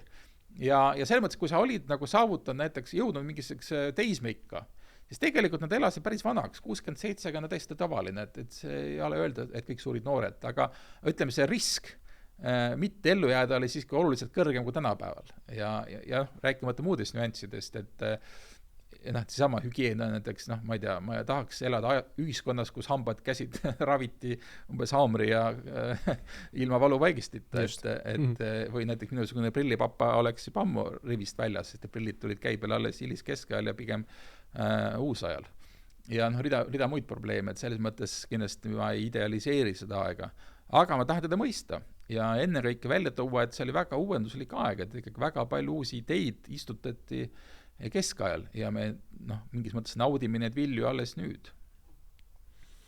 Kas saab öelda või uurijana, kas sul tekib niisugune vahest tunne, et see on natukene niisugune igav aeg, sest keskmine inimene põhimõtteliselt ei oma seal mingisugust tähtsust ja põhimõtteliselt sa lihtsalt kogu aeg analüüsid sellist eliidi nii-öelda seda seisu. Kui huvitav see aeg päriselt on? Ei muidu ma ei uuriks, kui ta huvitav ei ole ja tõsi on see, et mu enda uurimushuvid on ehk tõesti rohkem seotud sellist ideede sfääri ja ütleme, kultuurisfääriga ja selle mõttes võib öelda küll, et ma rohkem tegelen eliidiga, aga ega siis keegi ei takista uurimas ka argielu ja keskaja argielu uurimine on väga populaarne ja ka nii-öelda talurahva uurimine ja selles mõttes neid sotsiaalseid liigitusi saab ka eirata ja teine asi on see, et ega see, et inimene oli madalamast sotsiaalsest klassist, ei teda niimoodi ebahuvitavaks, et ta võib teistmoodi olla huvitav ja ma arvan, et ega ajalugu on üldjuhul nii huvitav, kui me huvitavaks me ise suudame selle muuta, et milliseid küsimusi me esitame, mida me oskame üldse nagu uurida ja millised allikad leida ja milliseid teemasid tõstatada, nii et selles mõttes ma arvan, ei ole üldse mingit vahet, mis aega uurida, et see aeg on ikkagi nii huvitav, kui huvitavaks sa suudad selle ise teha. Kas sinu kui uurija vaatevinklist, ütleme niimoodi 20. sajand ja praegu meie aeg, et kas see nagu drastiliselt erinev sellest, mis on nagu läbi ajaloo olnud või kas sa kuidagi moodi kategoriseerid seda, et mis tüüpi inimesed on, millest nad, mida nad tahavad, mida nad kardavad, et kuidas sa nagu neid liigitad? Ega ma nüüd nii väga sageli ei liigita, aga on selge, et on ikkagi üks nagu tähtis veelahe, kui me räägime Euroopast ja see on 18-19 sajand, ehk ütleme siis uusaja või modernismi sünd, et mingis mõttes ajalugu võib jaotada nagu kaheks, et eelmodernne ja järelmodernne ajastu, et seal on ikkagi väga fundamentaalsed muutused, mis toimuvad. Näiteks minu kunagise õppejõude eeskujusid Prantsuse keskaurija Jacques Le Goff tõi kasutusele mõiste pikk keskaeg ja tema uuris siis aega 3. sajandist kuni 18. sajandini, et tema jaoks 15 sajandit ongi keskaeg, et väga palju tegelikult ei muutunud selle ajal midagi. Ütleme, ühiskonna struktuurid olid paigas, poliitilised struktuurid olid suuresti paigas, eks ole, agraarühiskond, kristlik ühiskond, teatav selline hierarhiline struktuur, poliitiline võim on nii-öelda taevast antud, mitte demokraatlikult valitud. Ja see on nagu üks selline üsna homogeenne selline periood. Ja suured möörded tulevad, eks ole, Prantsuse revolutsiooniga, tööstusrevolutsiooniga, urbaniseerumisega, ja selles mõttes, kui ma mõtlen näiteks Eesti ajaloo peale, siis ka Eesti ajaloo on nagu kaks plokki, et kõik, mis toimus kuni seal 19. sajandi keskpaigani ja siis mis juhtus pärast. Ja ma väidan, et me tegelikult ei suudagi vist kunagi mõista, mis elu elati seal alates seal 1850 ettepoole. Et seal on ikkagi väga fundamentaalsed pöörded, kogu elukorraldus, et mis seal üldse need elatusvahendid ja hügieeninõuded ja haridus ja tehnoloogilised vahendid ja et selle mõttes see ikkagi see poliitiline ja tehnoloogiline revolutsioon alates sealt, kusagil, ütleme 18. sajandi teisest poolest 19. sajandi keskpaigani oli see Euroopa suur murranguaeg ja mõni nimetabki seda selliseks sadulajastuks, kus nagu liiguti ühest ajastust teise. Sa oled õpetanud ka ajaloofilosoofiat, mis tegeleb selliste suurtemate küsimustega ja ilmselt keskmiseid inimesi huvitab küsimus, mis on rohkem niisuguse müstilise maitsega, et kuhu suunas see ikkagi kogu ajalugu läheb ja igasugused niisugused teemad, et ma ei tea, kuidas sa vastad nendele küsimustele, et mis suunas me ujume ja mis tuuled puhuvad? Jah, ma vastaks väga pika loenguga, aga ma muidugi praegu ei hakka seda pidama, aga ikkagi alustaks võib-olla üks oluline eristus, et ajaloofilosoofiat saab mõista tõesti kahte moodi, et ühest küljest ajalofilosoofia vastab küsimustele, mis on ajaloo mõte, kuhu ajalugu kulgeb, mis on ajaloo loogika ja nii edasi, ja need on sellised ajaloo metafüüsilised või ontoloogilised küsimused ja need on tõesti küsitud pikka aega, et intensiivsemalt alates 18. sajandist just valgustajad ja hiljem Saksa idealistid, Kant, Hegel ja Marx ja edasi sealt juba ka materialistid ja ütleme, et see on huvitav valdkond, aga ta on selline spekulatiivne valdkond, sest et on selge, et me kunagi sellele küsimusele vastust ei leia, mis on ajaloo mõte ja isegi väidaks, et ajalool puudub mõte, ajalugu me ise mõtestame, me ise paneme selle mõtte sinna sisse, et muidu kui me eeldaks ajalool on mõte, ajalool on eesmärk, ajalool on siht, see eeldaks mingisugust transcendentse jõu eeldust ja noh, muidugi on inimesi, kes usuvad, et on olemas, ma ei tea, Jumal või mingi muu transcendentne printsiip, mis otsustab ajaloo käigu aga noh, see on minu jaoks juba teoloogia ja usuvaldkond, et no me ei saa seda kuidagi muuta me ei saa seda tõestada ja muuta ja olgu siis nii. Aga ma väidan, et sellist teaduslikku argumenti, et ajalool on mingi mõte või siht, et seda ei ole võimalik leida.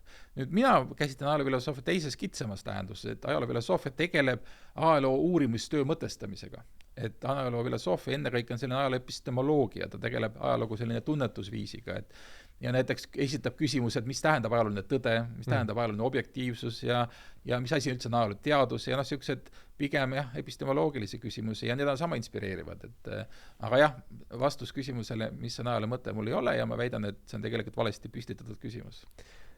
Tihtipeale, kui ma lihtsalt räägin tuttavatega, kolleegidega ja siis ma üritan küsida, et kuidas sa arvad, et kus me oleme praegu nagu ajalooliselt, siis inimesed hästi tihti vastavad, et me oleme sellises nagu sünges praegu väga nagu ebastabiilses olukorras, kus on mingisugused, ma ei tea, jõud, tundub, et inimesed nagu tahavad sellises rohkem müstilises formaadis asju interpreteerida, aga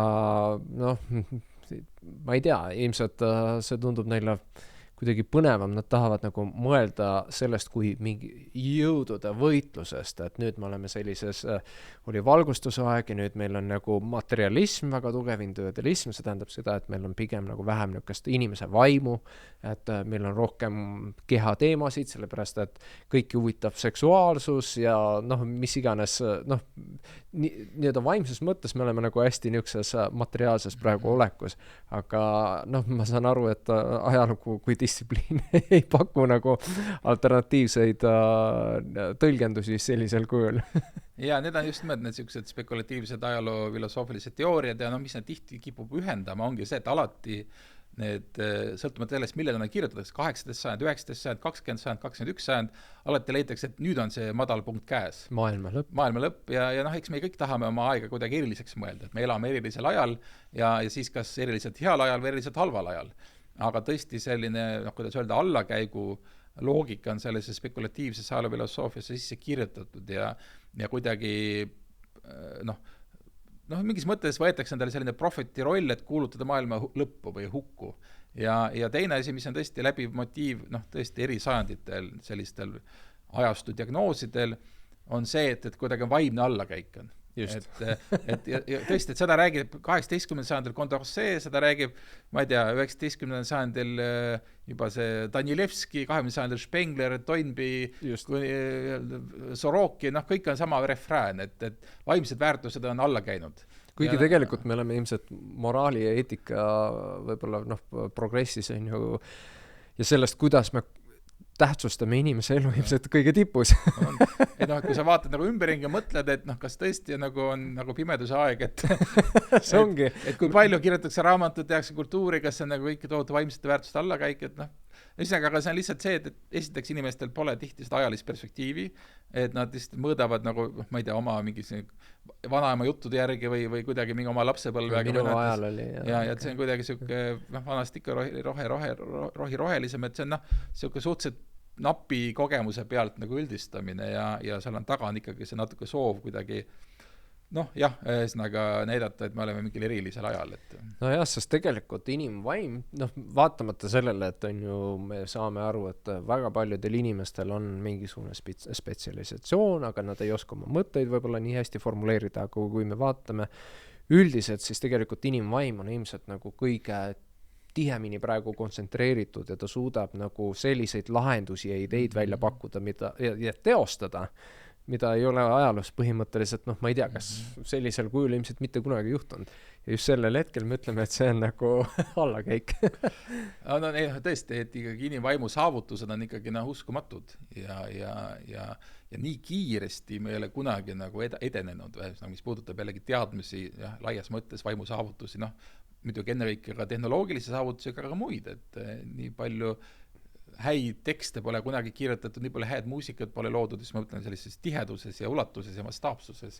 Ja heategevust ja seda, et kuidas meie ühiskond enam-vähem ausalt toimib. Ja seda on ju püütud mõne uurija poolt ka kuidagi nagu mingisse arvude keelde panna ja paistab näiteks sadamoodi tõesti, et inimkond viimaste sajandite jooksul on muutunud näiteks järjest vähem vägivaldsemaks. Kuigi me justkui vaatame uudised ja tundub, et asi läheb järjest jubedamaks ja järjest rohkem on mingit konflikte asju, siis tegelikult, kui vaadata nagu andmetele otsa, siis on liikumine vastassuunas, et järjest vähem on selliseid vägivaldseid konflikte ja miks pärast meil see mulje jääb, see jääb pigem tänu sellele, et meedia muutub ja see toob meile kõik need iga viimasegi kui konflikti koju kätte ja see loob mulje, et tõesti muud ei toimu, kui ainult üks teineteise maha löömine. Kuna inimesed on kõige lihtsamini manipuleeritavad hormoonide tasemel, see on see, mida meedia kasutab ära, tugevad emotsioonid, stressihormoonid ja see kogu asi tekitab sõltuvuse, aga Hans Rosling, kes on olnud tuntud Rootsi siis statistiline teadlane, tõi välja, et kõikides elusfäärides, kus me oleme väga tohutult edasi läinud, inimesed arvavad, et me oleme täiesti jubedas allakäigus.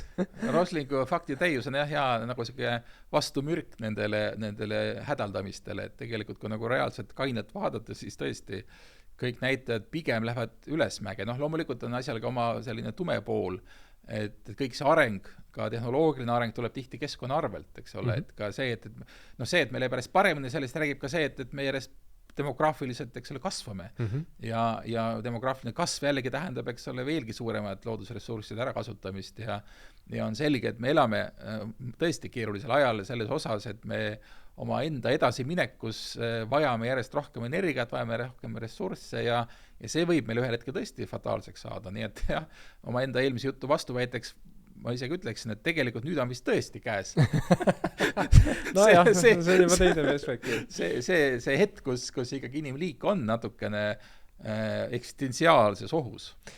Fred Jüssi ütles oma filmis selle peale, et mul on nii hea meel, et ma ei näe seda, mis tuleb.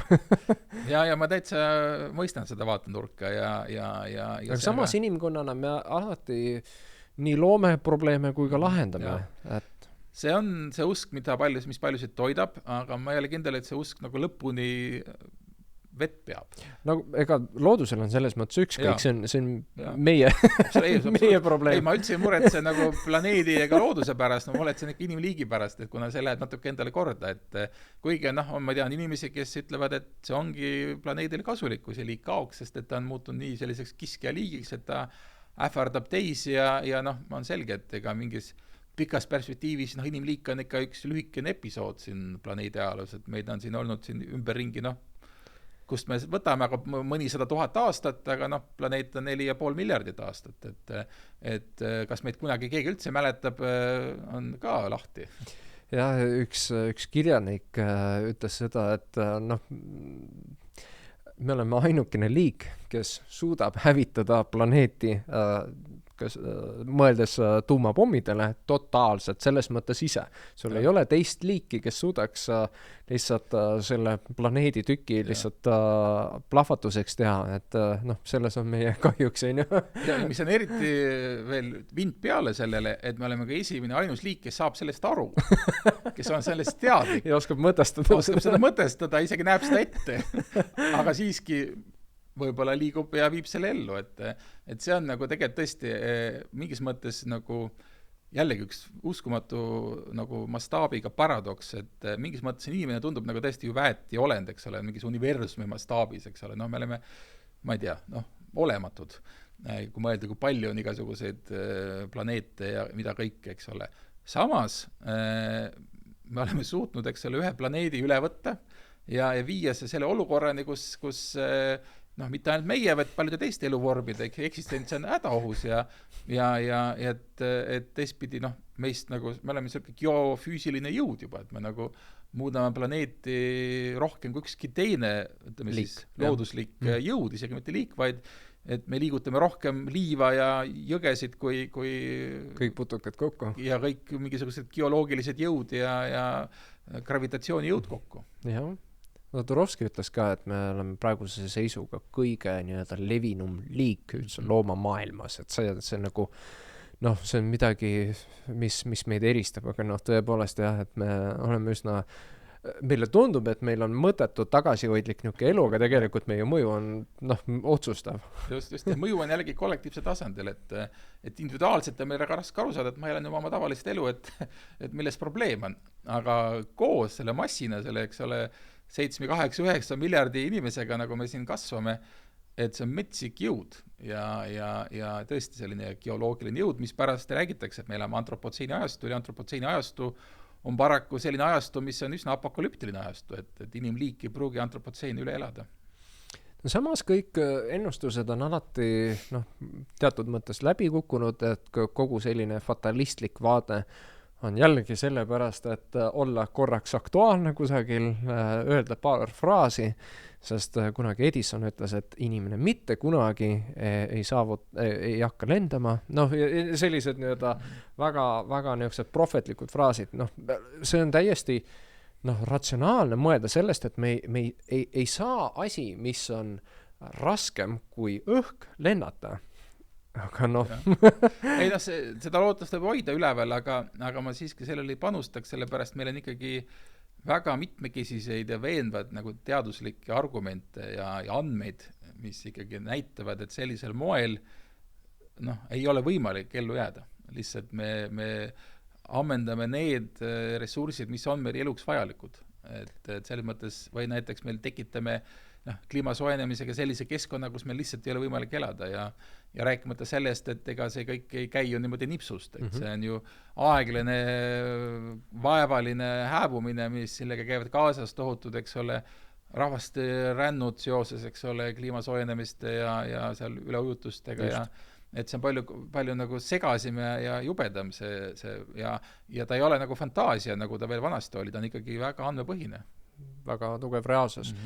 Ühed poolt, kui keegi arvutas välja, et kui kõik kodanikud Indias tarbiksid sama palju nagu USAs, siis on kuskil 7 päeva, kuni meil jätkub ressursse. Aga ma arvan, et see ongi see, et iga kord, kui me ajalooliselt kohtume mingisuguse hüvega, siis me üritame seda maksimaalselt ekspluateerida. See on see, et kui Nõukogude aeg kukkus läbi, Vene turistid siis, kui esimest korda nägid Rootsi lauda laevadel 7, 8, 9 portsionit lihtsalt ei saa pidama sellepärast, et kuidas see nii on, et see on see on kõik hinna sees ja joogid ja see ei saa ju sellest lihtsalt 4 tundi veetmata väljuda, aga sul läheb aeg edasi, sa saad aru, sa ei pea enam nii tarbima, ja siis me vaikselt areneme ja jõuame sinna, et me oleme rohkem hoolikamad oma valikutes. See on nagu esimene aste meie materiaalsetes hüvedes, aga siis, kui me saame aru, et tegelikult elu on veel põnevam, kui me just nimelt tegeleme kas humanitaarsete valdkonna teemadega, see, mis loob seda põnevust ja seda õnnetunnet null koha pealt, mitte see, et sa midagi ostad, vaid sa leidsid mitte midagi materiaalselt investeerimata, et siis me peaks jõudma sinna teisse faasi, kus me tarbime pigem ülikooli kursuseid kui see, et me lähme sest kogu selle interneti praegu mõju on see, et sa saad neid teadmisi omandada väga, väga odaval kujul. Ma ei tea, kas palju need kursused seal on 20 eurot. Loomulikult nad on enamasti, ma ei tea, tehnilised, aga neid tekib juurde. Nii et minu arvates on see, et me oleme praegu need turistid, kes esimest korda jõudsid sinna Rootsi lauda.